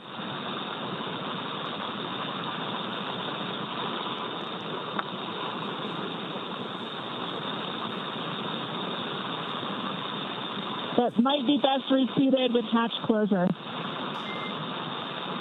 SpaceX copies. Can you repeat the location? After EVA complete.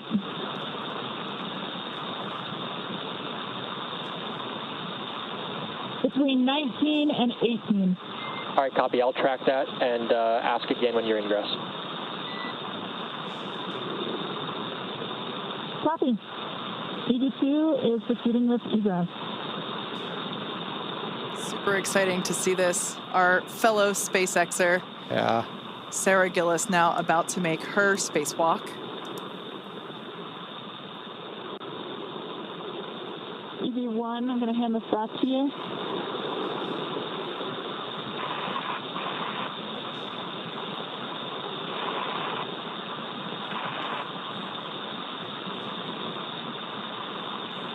Like we mentioned, Sarah will be performing the same set of mobility tests.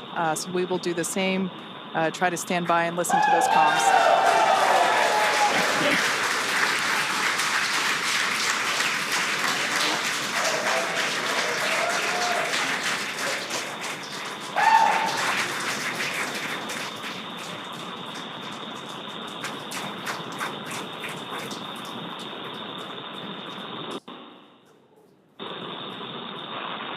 I mean, I said it before, a lot of us work here because we want to do this. All right, stepping into test matrix 1 for single-handed mobility. Really cool to see one of our own out there. That's awesome.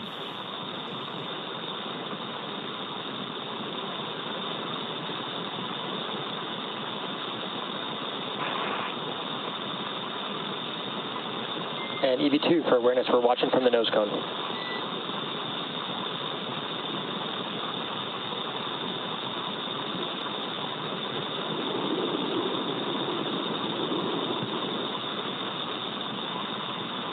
And copy all.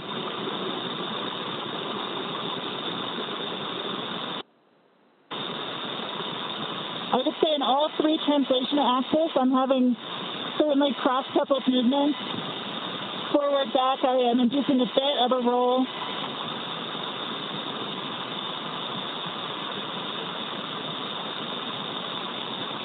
Similarly with left, right,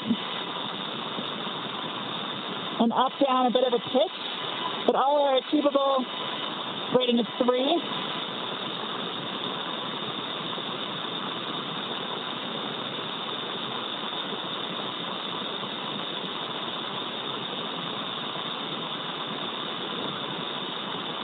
Yaw is a 3.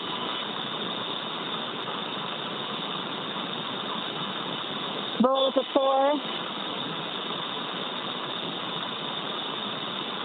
And pitch is a 3.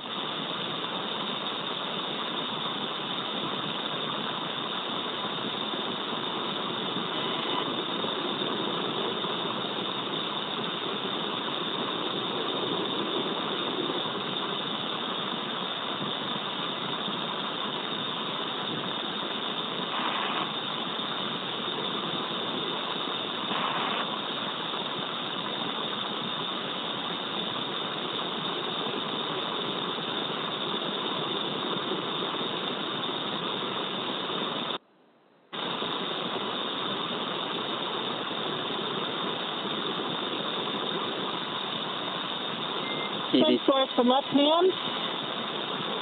Stepping into vertical translation. SpaceX copies. And EV2 for awareness, we're tracking an ingress time at O2 flow, 5-9 minutes. Copy, 5-9 minutes.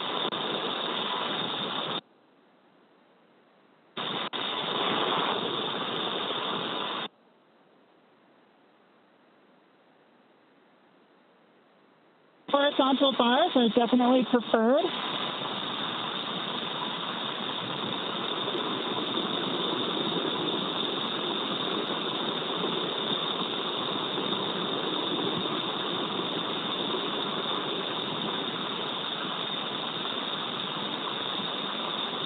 And I'm adequately able to stabilize my body with single-hand disturbances.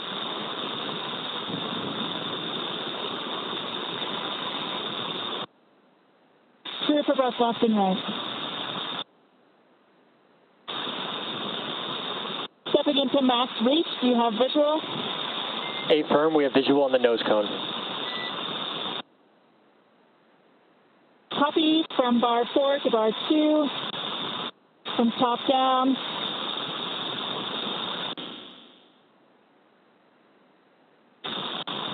And similar reach from bar 2 up to bar 4. SpaceX copies reach. And EVA test matrix 1 complete. Seat pressure 5.25, 33.8 Celsius, 37% humidity. SpaceX copies HUD readout and test matrix 1 complete.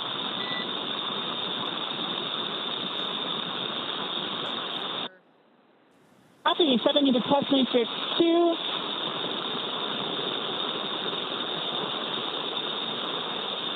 Like we mentioned before, views going in and out due to those ground station coverage gaps.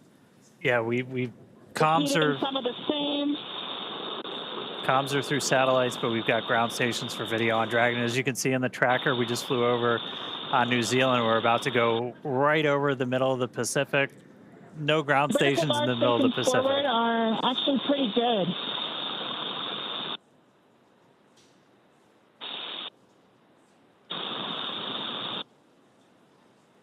We're hearing the voice of mission specialist Sarah Gillis, our fellow SpaceXer on her spacewalk. She's got about a minute left, and then she's going to start heading inside. And SpaceX with a little more work, they can actually get between almost bar 1 and bar 4 on max reach. SpaceX copies.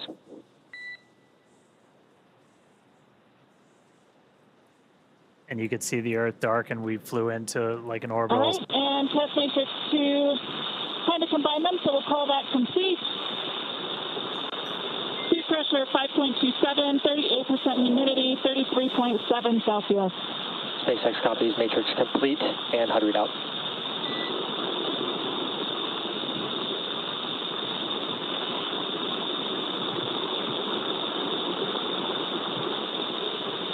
Stepping into hands-free demo. I'm able to engage and disengage my feet.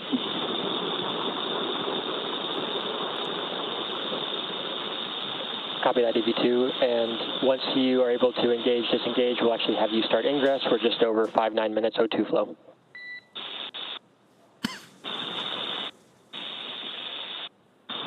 Copy.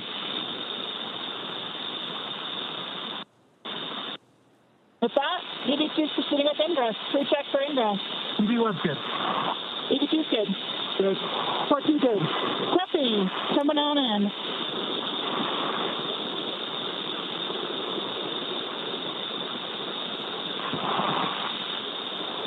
All right, and just like that, Sarah's going to start making her way in. Are clear. Check those hatch seals again. SpaceX copies on striker plates.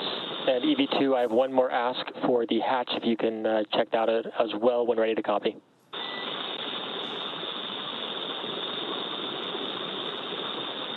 Ready?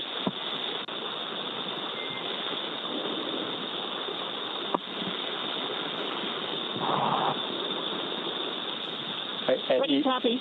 Copy. And EV2, what I'll have you do is, when you ingress, can you get eyes on the hatch handle mechanism and see if the handle has been stowed in the do not stow window, and report if you can see that?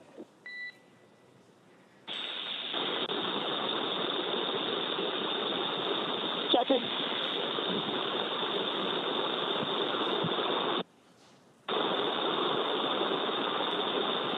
I think it's just outside.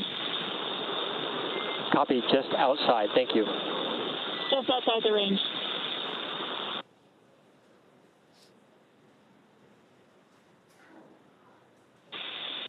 And for awareness, I do see a couple of those same points bulging again between 12 and 13. Copy, your go to address. No, mostly between 12 and 13 right now. SpaceX copies at 12. If you can, your go to address those. Copy and worse.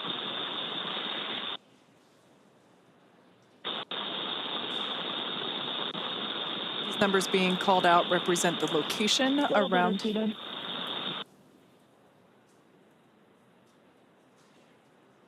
Yeah, the location around the circular hatch, just identifying where these bulges are. So Sarah's now reseating that seal. Not quite able to reach the back one, so we'll proceed with clearing for hatch closure.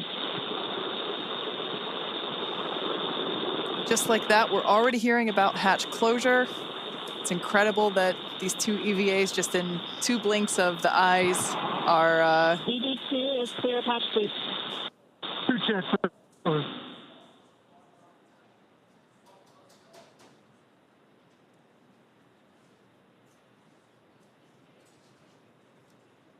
On your screen there is SpaceX Core, or Crew Operations and Resource Engineer. On duty tonight is Arthur Berrialt. This is the voice to the crew throughout their operations. Of course, you know, everyone has to sleep, so we have different shifts for Core. But Mike, your time in Dragon. Driving close. You're good? Copy. Deploying handle.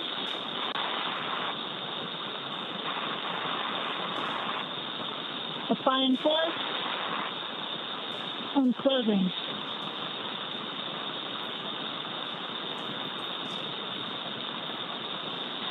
Once we get ground station coverage, again, we will be sure to bring you views within the Dragon capsule.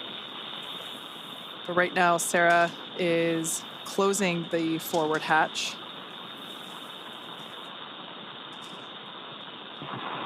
It sounds like we might give the motor a try. Confirm the hatch is visually indicating closed. And hatch is verified latch. Hey, commanding EVA hatch closed.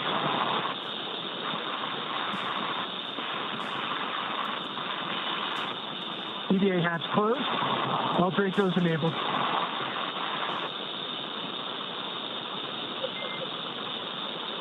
Dragon SpaceX, we see EVA hatch closed and pressure indicates good hatch seal. Stand by for transition to EVA repress 1.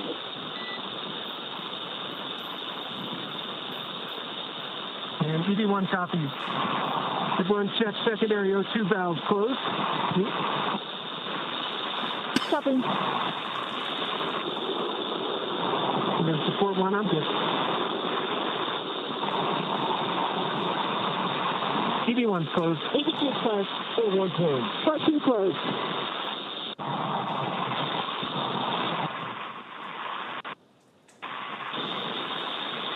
So a couple of real big moments right there. Sarah was able to make sure. SpaceX, we copy. We're in EVA repress 1. We copy secondary flow is closed and agree. EVA repress 1.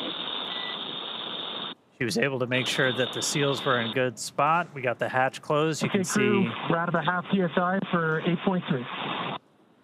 See the pressure starting to tick up.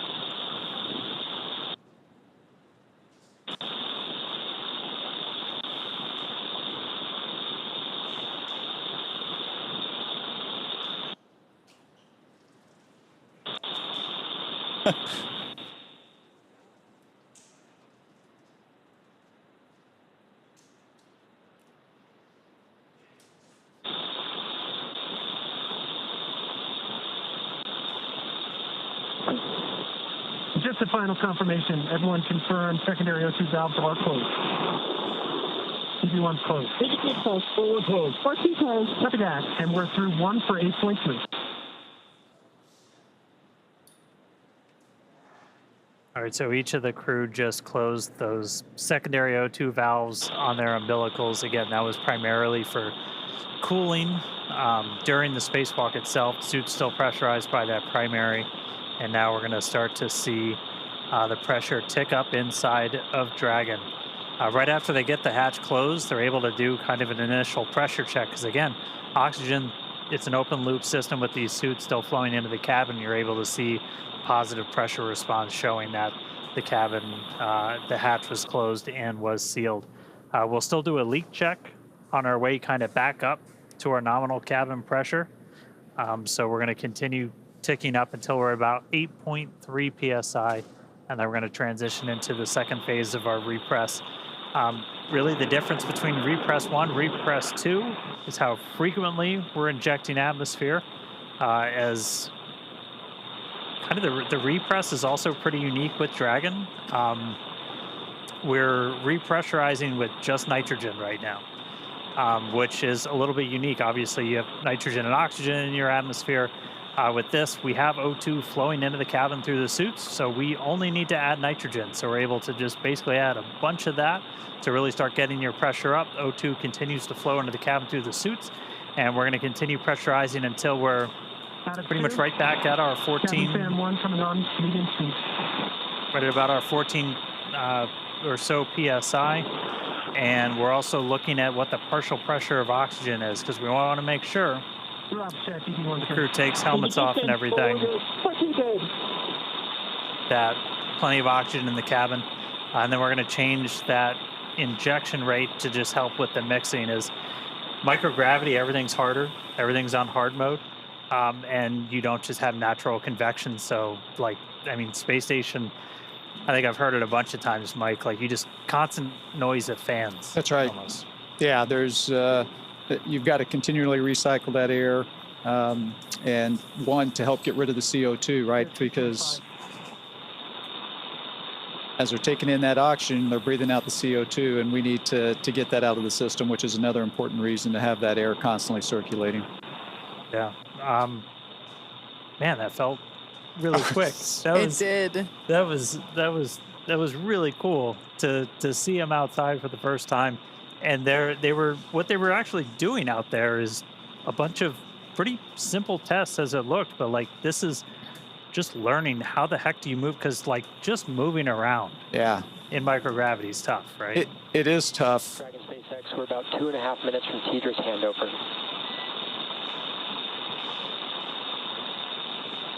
EV1 copy. Out of 3. Yeah, that movement is tough, and there is a big difference just of moving around when you're in your short sleeves like we're inside the capsule, and when you put on that spacesuit, it's much more challenging to move around with that on. Yeah, and what they were really doing was just kind of like you put your hand on Skywalker, and then you're changing your pitch, you're doing translation up and down and everything. And then the one that I think is kind of cool is max reach, because like just going like that is, not easy. Yeah, and I think one of the other things I thought was interesting is you heard, I think it was Sarah, talk about the horizontal rail versus the vertical and how much easier that was for her to grab onto or utilize versus the vertical one. So simple things like that, for us, it not a big deal. Yeah. But out there in the vacuum and in the microgravity environment, it does become a much bigger deal. And you and Dan and I, we've never been in space, so we certainly appreciate all of your expertise that you'd be able to share with us throughout this morning's operations and contributing your 2 cents. Yeah, no, thank you. It was great to be here. Just an incredible moment, not only for the Polaris Dawn, for all of SpaceX, and really for humanity, because it's just one of those small steps that's taken us that much closer to being that interplanetary species.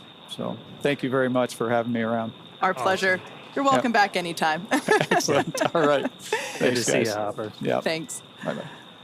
All right, so repress is continuing. We're a little over 4 PSI right now. Again, we're going to keep that going up until we're a little over 8, And then we're going to change our repress rate.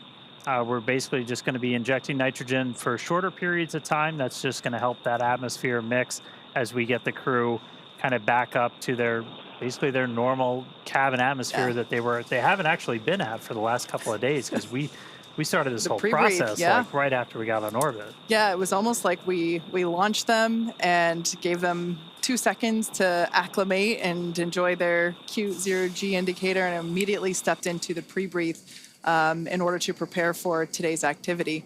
And really, like you said, let them acclimate and let their bodies adjust. And, the success of that really was demonstrated today by the fact that we were able to step through all of the steps today without having to take the optional and available breaks to allow the crew members to adjust during. Oh, sorry, I thought we were going to get something there. Yeah, we're box getting coming in. the teeters in and out, Yeah. so we'll get it back. But So yeah, just the fact that the all 4 crew members were able to just go right along and didn't have to pause as the option was available, I think it's a testament to the preparation that they did before and during. Garage check, EV1 good. EV2 good. We're good. R2 good. just heard a quick check-in from them, so we're going to keep counting the PSI up until we get to about 8. We are going to do another leak check on the way up to our nominal cabin pressure. As you introduce atmosphere, you're introducing temperature changes, not just pressure changes. And so we'll get to a nice, pretty stable point when we're at 8, and then we'll let it hang out there for a couple of minutes. Let the thermals kind of cancel out. That'll take about 5 minutes to do that. This obviously has to be done to make sure we've got a really tight seal with that hatch, as before we let crew get out of their seats, move about the cabin, anything like that. I want to make sure Dragon is fully recovered. We just use Dragon as an airlock. Yeah, and actually the info that you were talking about, you see it there on your screen live with that telemetry there in the bottom left and bottom right hand corners. We can see the Dragon capsule and the suit pressures continuing to rise. It is incredible that we've only been in the EVA for 1 hour and 13 minutes. It flew by so quickly. 6 on cabin pressure, approaching 1 psi on PPO2. I'm sure for Jared and Sarah, it flew by even quicker. Yeah. We just heard Jared call down. We're coming up on 1 PSI for PPO2. So what we're really tracking before we give the crew the go to get out of their suits is both the actual, just the straight up, what the absolute pressure is inside, but also what the partial pressure of oxygen is. We want to make sure you don't have a hypoxic environment inside. Basically, you want to get them. They're going to be pretty much right back at the atmosphere that we're walking around in right now before they get their suits off. Our EVA clock's going to continue to count until we hear the call for EVA operations complete from our core Arthur Burial. That's going to come once we are done with the repress operation. We'll see a couple of other things happen with the suits. They'll do kind of a final washout of the pure O2 environment in the suit using nitrox before they get out. Nitrox being that same air mixture that you have in your scuba tank. If you've got any scuba divers out there, that nitrogen oxygen mixture. Nope, still just air. They're just going to keep psyching you out.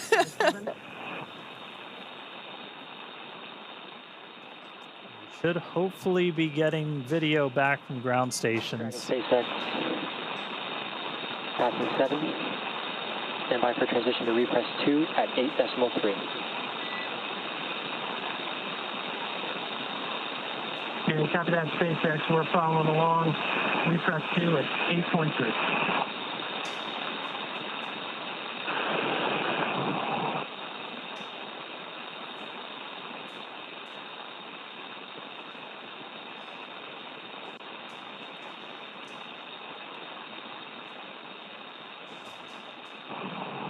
Yeah, so once we transition to repress 2, once we're at about 8.3 PSI, we'll stay there for about 2 minutes.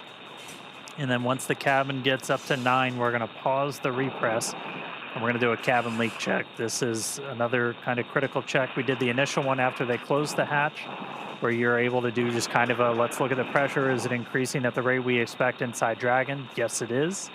And so we were able to confirm that seals and everything looked good. We're going to do another leak check now that we've got more pressure inside Dragon, just to really make sure that we've got a good seal on that hatch before we finish the operation. Coming up on 8.3. We should be hopefully just about a minute and a half or so away from ground station, so might get those views back inside of Dragon. Yeah, it would be great to see them post EVA.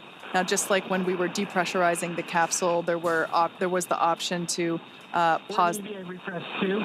Crew ops check. EV1 good. We're good. What you did? And yeah, that comms that we're hearing. About a half PSI before we get to the leak check. Dragon SpaceX with you, monitoring for leak check at 9 PSI.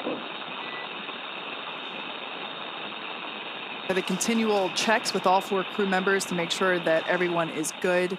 If the answer to one of those checks was no, there would be an option in this repress sequence to pause, possibly to reduce the, allow for ear pressure equalization.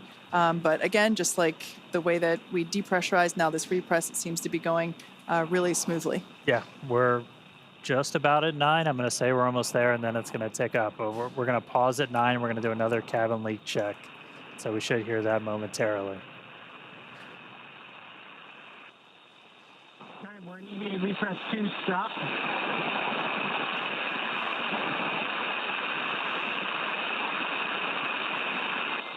Dragon SpaceX with you in EVA repress 2, stop. Waiting 5 minutes for thermal stabilization. Yeah, we're copy that, SpaceX. We're tracking. And crew for your awareness, we do a positive refresh rate. We are 30 seconds into the leak check.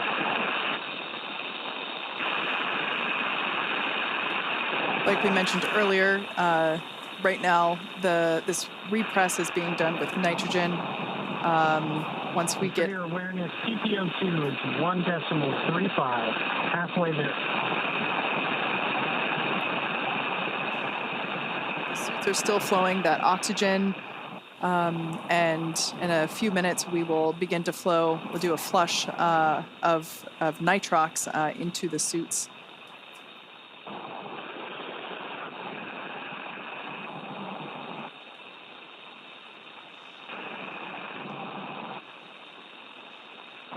All right, we got our views back. There they are. It's a little sad to see that forward hatch closed again.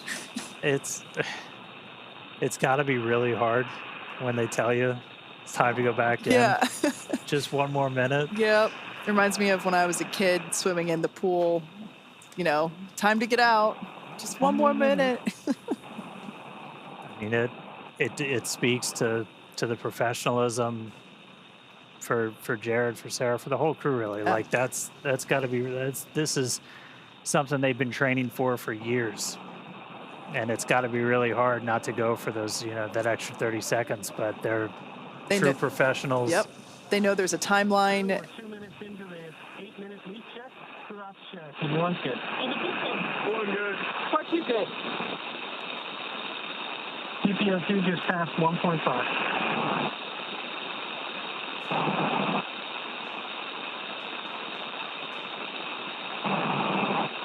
We're a couple minutes into our leak check. You're seeing the pressure continue to tick up. We've stopped the nitrogen injections, but again, oxygen coming out of essentially a vent line on those suits, and that is why you're going to continue to see the pressure tick up. You heard Jared call out the PPO2. That's gone up. That's your partial pressure of oxygen. We're looking for that to get to over about 2.6, a little bit higher. And then our final actual, just ambient pressure inside Dragon is going to be right around 14.4 or so. And I mean, that's a little bit lower than what we're walking around in now. But if you're at a little higher altitude state in the country or something, that's what you might be sitting in right now in your house. And they haven't been at that pressure since they left her. Yeah. But After we get all the way up there, we're going to do kind of a final flush of the suits using that nitrox that Kay was talking about.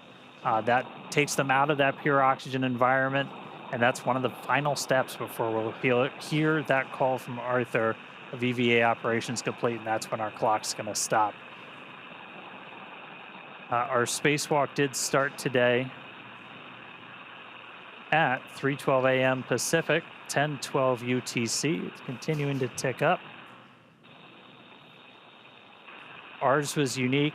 We talked about it a little bit with Mike.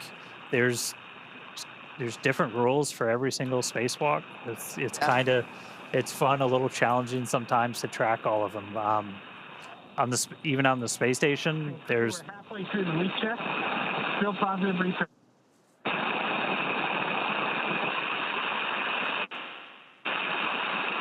We're about halfway through the leak check, so we got about 4-ish minutes left.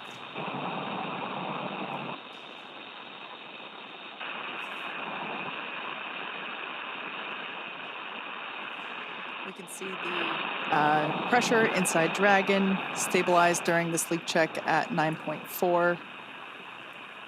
Helps to ensure that that forward hatch is properly sealed and shut. It's very similar to a suit leak check that we do in terms of sustaining a pressure and measuring that pressure over a period of time. Obviously the leak check for the capsule takes a little longer than the individual suit leak checks. But so far, so good. A little bit more than halfway through. Yeah, bigger volume. Check evaluation period start 3 minutes. All right, so we hit. Copy that, SpaceX. We're tracking. We hit essentially a thermal stabilization. So again, this is the fun. I think it's chemistry. I'm not sure, but like as you're raising the pressure, you're changing the thermal environment inside the cabin, so temperature goes up.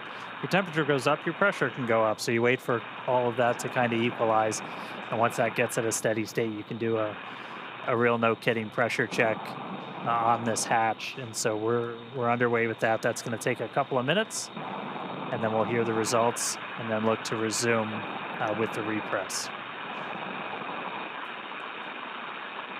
It'll slow down a little bit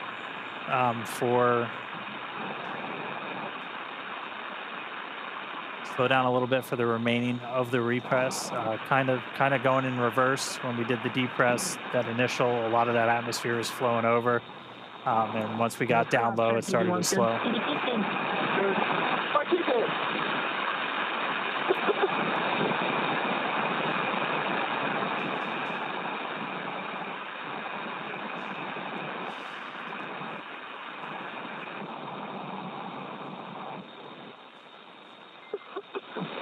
Really enjoying these in-cabin views.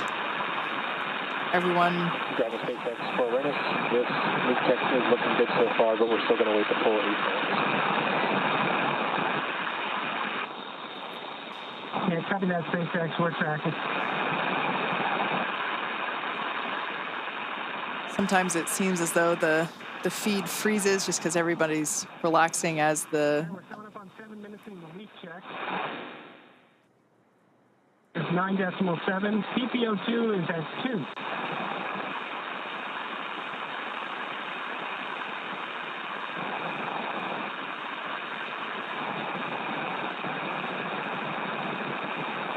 Enough.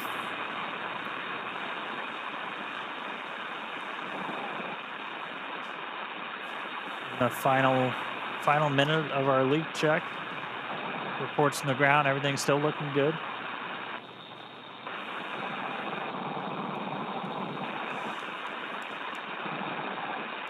Heard Jared report down that partial pressure of oxygen right at about 2. Once that gets to about 2.6, we can essentially stop flow of that pure oxygen to the crew suits. Is like 2.6 is right where we want to keep it when we're at our final pressure. Dragon SpaceX, successful leak check. Stand by to restart or repress.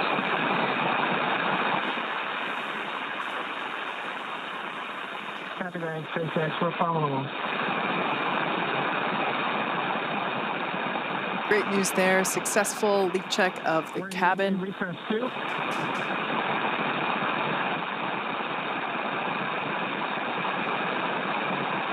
right, crew, we're in EVA Repress 2. As a reminder, EVA Repress 2 will complete when either PPO2 reaches 2.62 or cabin reaches 1 atmosphere.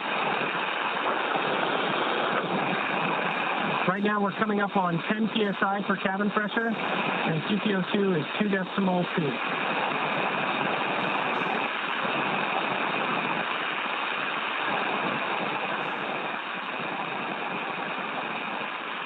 It's a really good explainer there from Jared. Again, those are the values we're looking at. We're seeing the PPO2, that partial pressure of oxygen, continue to tick up. Once that gets to about 2.62, we're going to be done flowing that pure oxygen to the suits of the crew.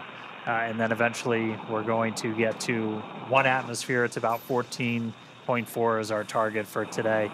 And then our repress will be complete. So this will go a little bit slower than the initial repress. This could take up to about 20 or 30 minutes, even in some of the times that we simmed it. You don't want to introduce them super quickly to a higher pressure. Anytime you're doing pressure changes, as gradual as you can make it, the better.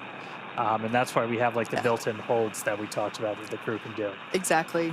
These are opportunities for the crew to pause the repress and just allow themselves to come to equilibrium. Words are really hard right now. It is. And we haven't had to utilize 2.3 PPO2, targeting 2.62. Cabin pressure is at 10.3. If I was a betting man, I'd say we get to the PPO2 threshold first. At that time, O2 will switch to nitrox in the suit.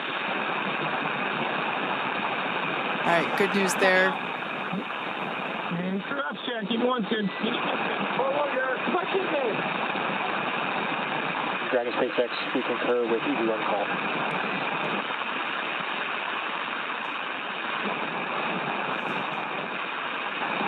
Continuing to repress the cabin. We had a successful leak check, and you can follow along with the repress along with the data there at the bottom of your screen. As Jared said, we are targeting about 14 psia for cabin pressure, or when cabin PPO2, that partial pressure for O2, reaches about 2.6. So we are continuing to progress pretty well. 2.4. Cabin's 10.55. However, as Dan just said, this portion of the repress could take up to 30 minutes, just so that we're allowing the crew to acclimate along with the capsule. Really cool day so far. It was awesome to see them, out there going through the test matrix. Like, we only got to talk about it a little bit, but just some of the different tests that they were doing while they're out there. This is like fundamental. How do you do a spacewalk? Well, first of all, you use your hands a lot. And how are you going to be able to move around? This is the first time we've ever had the suit in that environment crew. And so they had basically a checklist of like, these are the things you're going to do. And it was, use one hand and wave the other one around and see how well you can stabilize yourself. And then rate that activity on a scale of 1 to 5 and report it back to. We could hear that a little bit in the activity of, okay, I'm doing this thing.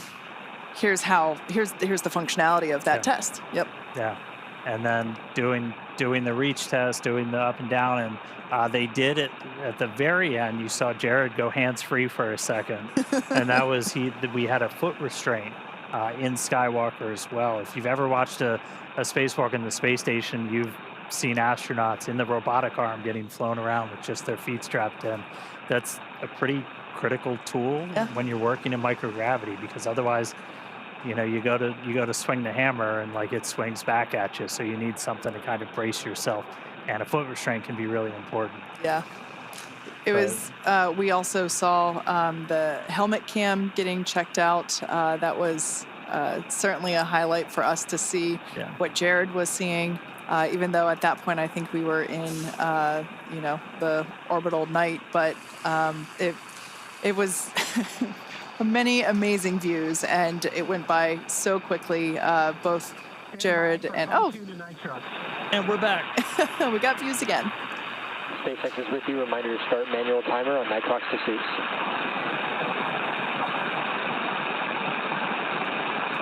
Got that, SpaceX. We're standing by.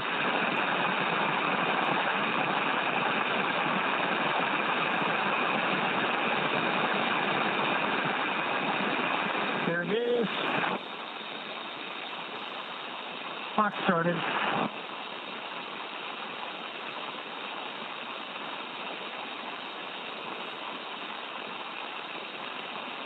We're on nitrox pursuit. Cabin TPO2 is 2.6. And cabin atmosphere is 11.11.50.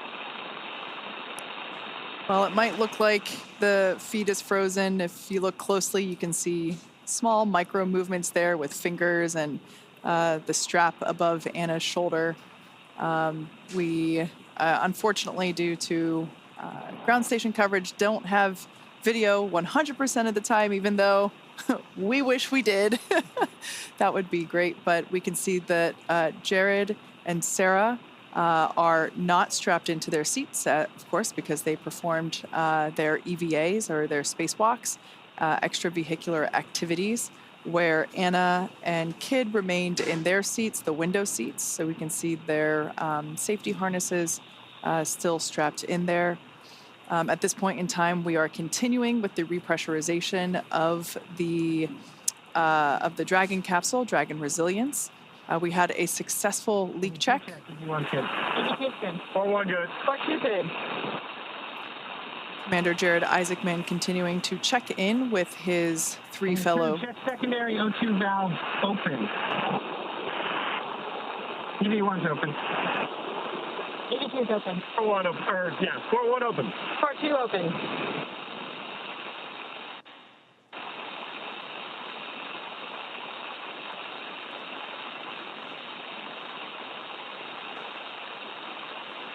Continuing to repressurize the Dragon capsule. We're targeting about 14.1 psia for the Dragon pressure, which is the telemetry readout in the far bottom left corner of your screen.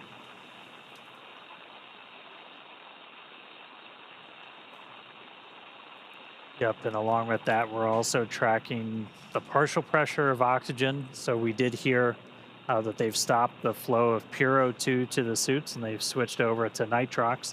So again, anything that we're flowing into the suits also gets introduced into the cabin atmosphere. It's an open loop system.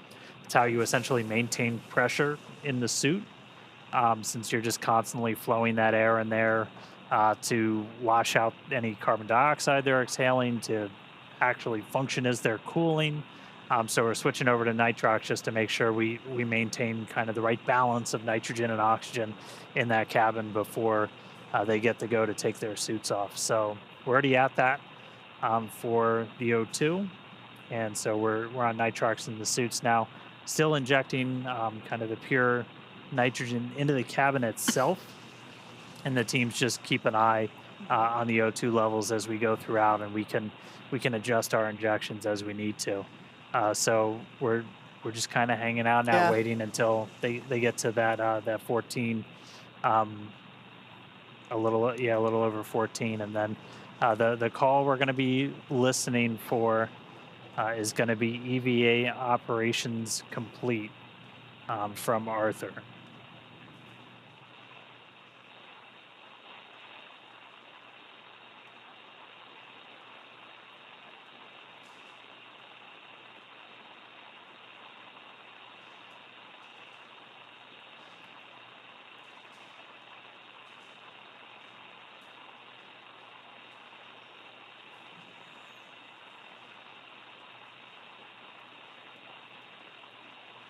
We're 4 minutes into the O2 walkout.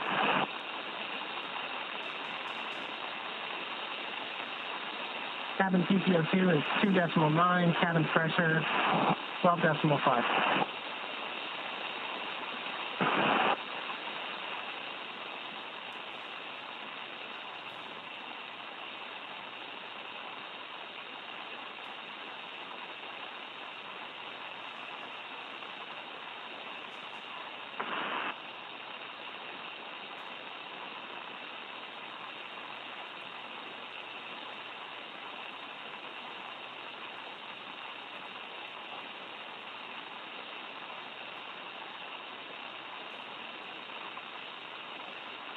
See the Polaris Dawn crew continuing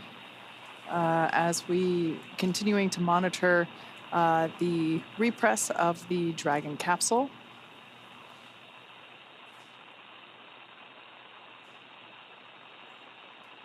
On the far left side of your screen is Mission Specialist and Medical Officer Anna Menon. To her left, or our right, is Mission Specialist Sarah Gillis. Both of these wonderful women are our fellow SpaceX employees. So incredible to see them in space doing amazing things. Yeah, and seeing Sarah get to poke her head outside Dragon, that was, I mean, both of them have trained astronauts. They've basically gotten people ready to go do this, and it's got to just be really special to get up there and do it themselves. Incredibly.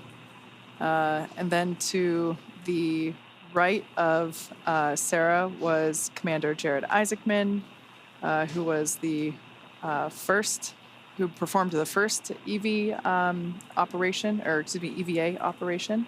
So Jared went first, and then Sarah after him. And then on the far right-hand side of the capsule, so not this photo, but the live view inside, was Scott Poteet, prefers to go by his call sign Kid.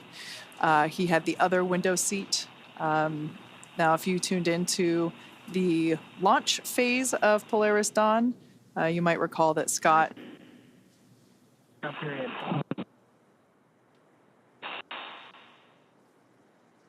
3 PSA. Cabin pressure is 13.3.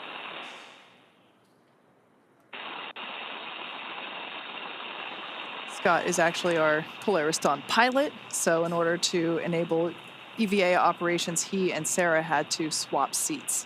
So Sarah has been keeping the pilot seat warm for Kid. Yeah, and like we talked about, we only saw Jared and Sarah actually get up and go outside, but all 4 of these crew members did a spacewalk today. All 4 were exposed to the vacuum of space. This is the first time that's ever happened in human history, having 4 people all at the same time. Yep. We saw Jared and Sarah go out and do those mobility tests. Anna and Kid, one of their kind of main roles was being the eyes back inside. Very similar if you've ever watched a space station spacewalk, where you'll have people inside who are able to kind of call out or fly a robotic arm or something. They're just a really important part of the team to make all of this work. Like, no spacewalk doesn't happen in a vacuum. It happens in a vacuum, but like you're never doing it solo. And so they were largely making sure that umbilicals didn't get hung up, and keeping eyes on seals and stuff like that for the crew. So also keeping an eye on the umbilicals in case if it got wrapped around their foot, and just really acting as the assistant coach while the EVAs were underway. Right, we're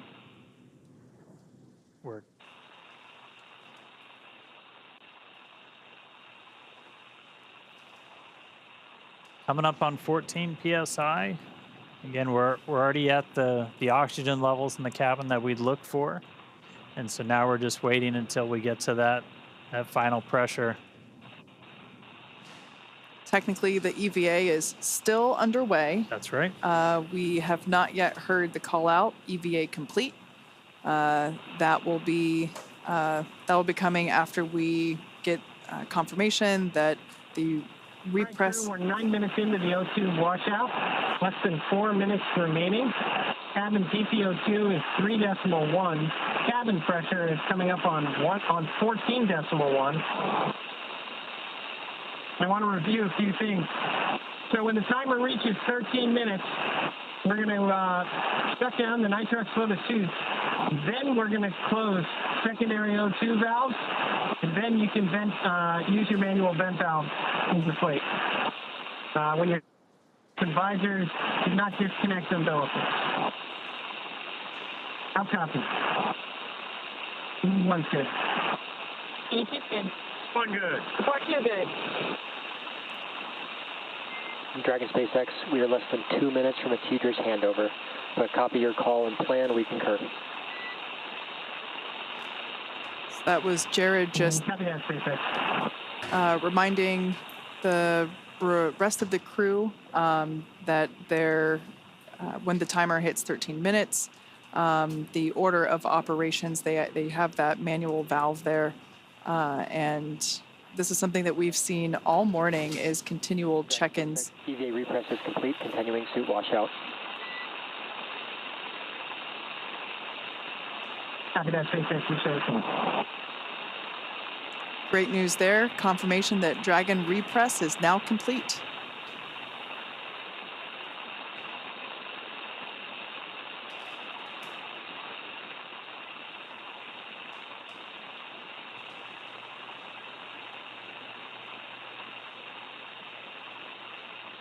So right now we're just waiting for that final, we call it the O2 washout. So again, we've been using nitrox instead of the pure oxygen into those suits.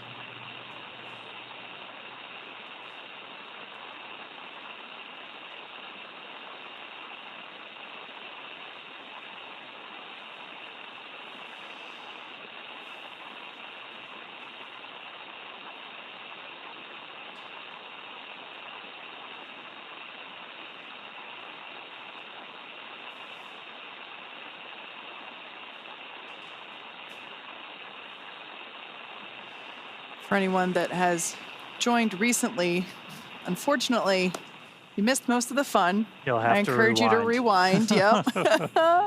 Go back about an hour. We have had successful completion of both Jared and Sarah's spacewalks. We saw them move through their test matrix and perform the suit mobility tests and the testing of the Skywalker mobility aid located at the top of the Dragon capsule. 1 minute to go. They moved through it quite quickly, really quite in the blink of an eye. And we've closed the forward hatch. We have repressurized the Dragon capsule, and we're now standing by for really the final operations of the morning. So yeah, unfortunately, if you only recently tuned in, you should definitely rewind and go back. There were some incredible views of the taking place during the EVAs. The crowd that we had in front of Mission Control here in Hawthorne was almost on cue. We're certainly excited, as were we, to see the views of Jared and Sarah emerging from the top of Dragon Resilience. It's been quite a morning, and I can't believe it's already almost 5 a.m. Pacific. We had the... There it is. Arming, disconnecting nitrox and suit.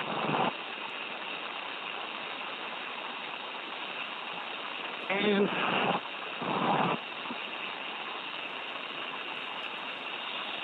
One in yet? Yep, please.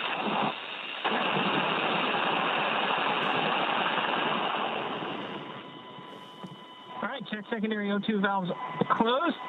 EV1's closed. EV2's closed. 4-1 closed. 4-2 closed. All right, you're going to manually vent down.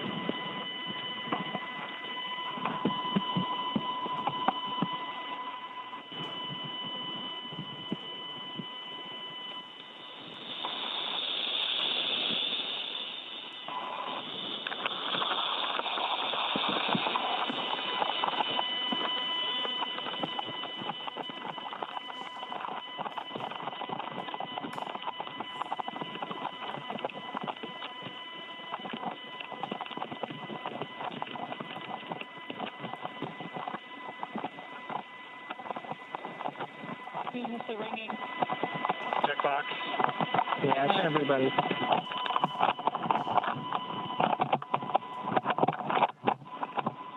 Whew. Smell that. Space. Dragon SpaceX, EV operations complete. And that's... Copy that, SpaceX. We show the same. Nice job for everyone and everyone at SpaceX who made it possible. All right.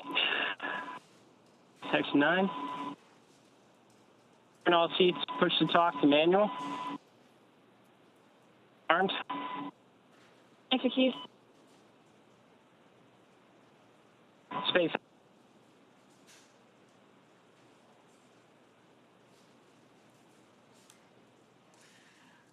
Wow. If you're just joining us, we just heard the call out that EVA operations are complete, which marks the completion. EV1, comm check on manual push to talk.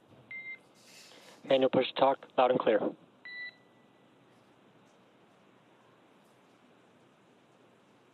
right, that's the crew just switching off from. We have you loud and clear.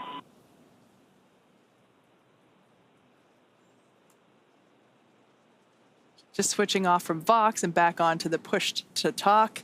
That silence, really, that's it. That was the first ever commercial spacewalk.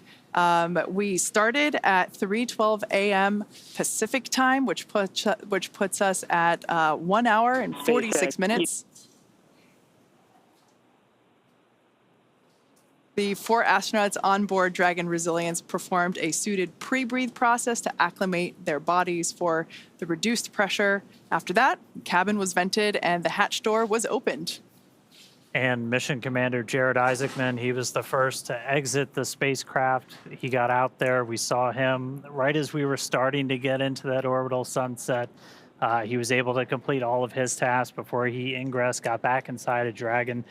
We did that quick attitude adjustment, and then it was SpaceX's own Sarah Gillis, the second to exit the spacecraft, do her task for the EVA. Jared and Sarah got back inside. Everybody's reporting back healthy. We had a pretty smooth and nominal repress. Our mission pilot, Scott Kidd Poteet, and our mission specialist and medical officer, Anna Menon, have been supporting the spacewalk throughout from inside. They went through the same pre-breathe, the same depress process as Jared and Sarah. They did a spacewalk too today, and everybody's reporting back healthy. And just, I'll say it again because all the stat heads out there, I know you guys are tracking, our official start time was 3:12 a.m. Pacific, and our official end was at 4:58 a.m. Pacific. That was 1 hour and 46 minutes of spacewalking time. Next, the crew's going to prepare for post-EVA operations. This is powering down everything on their suit. These were only needed, obviously, while they were in there. They're going to be able to get out of their suits next and kind of start moving around the cabin. They turned the Vox off, so we're not hearing kind of like the constant back and forth anymore. But wow, really cool to see him back inside, EVA complete. And it's, you know, the work isn't completely done yet. They'll also have to perform some comms checks along with some additional tasks before their seats are rotated back into their pre-EVA position. And all in all, wow, just an incredible view. We've said it already a couple of times before if you're just joining. Dragon SpaceX will be with you when you're ready in 9.3. Cabin atmosphere is looking pretty good right now, very stable.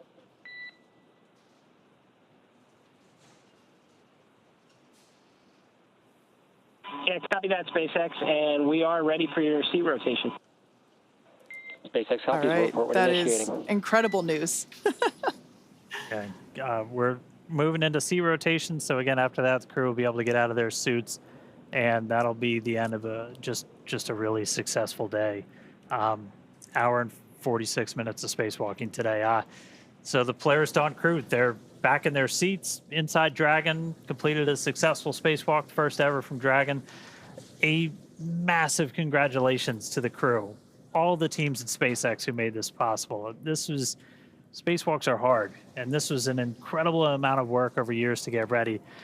Special thanks to Mike Hopper for being here with us today, sharing some great insights. Always good to have somebody who's done the thing to help you explained like Yeah. what's happening. That was awesome. Not only having done EVAs himself, but also he's a Dragon rider. He Yeah. commanded the Crew 1 mission.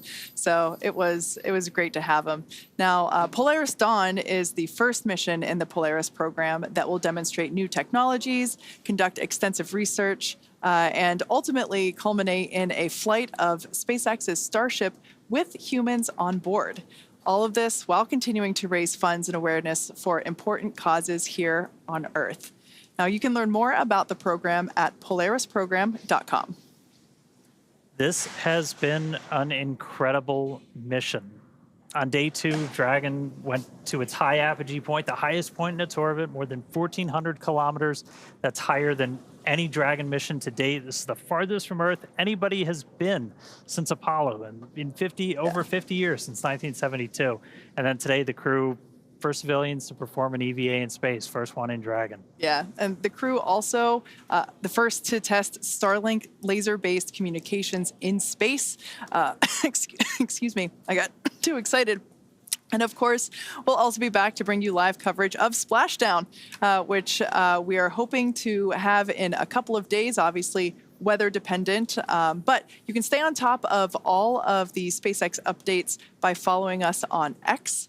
Thank you for watching, and we'll see you back here real soon.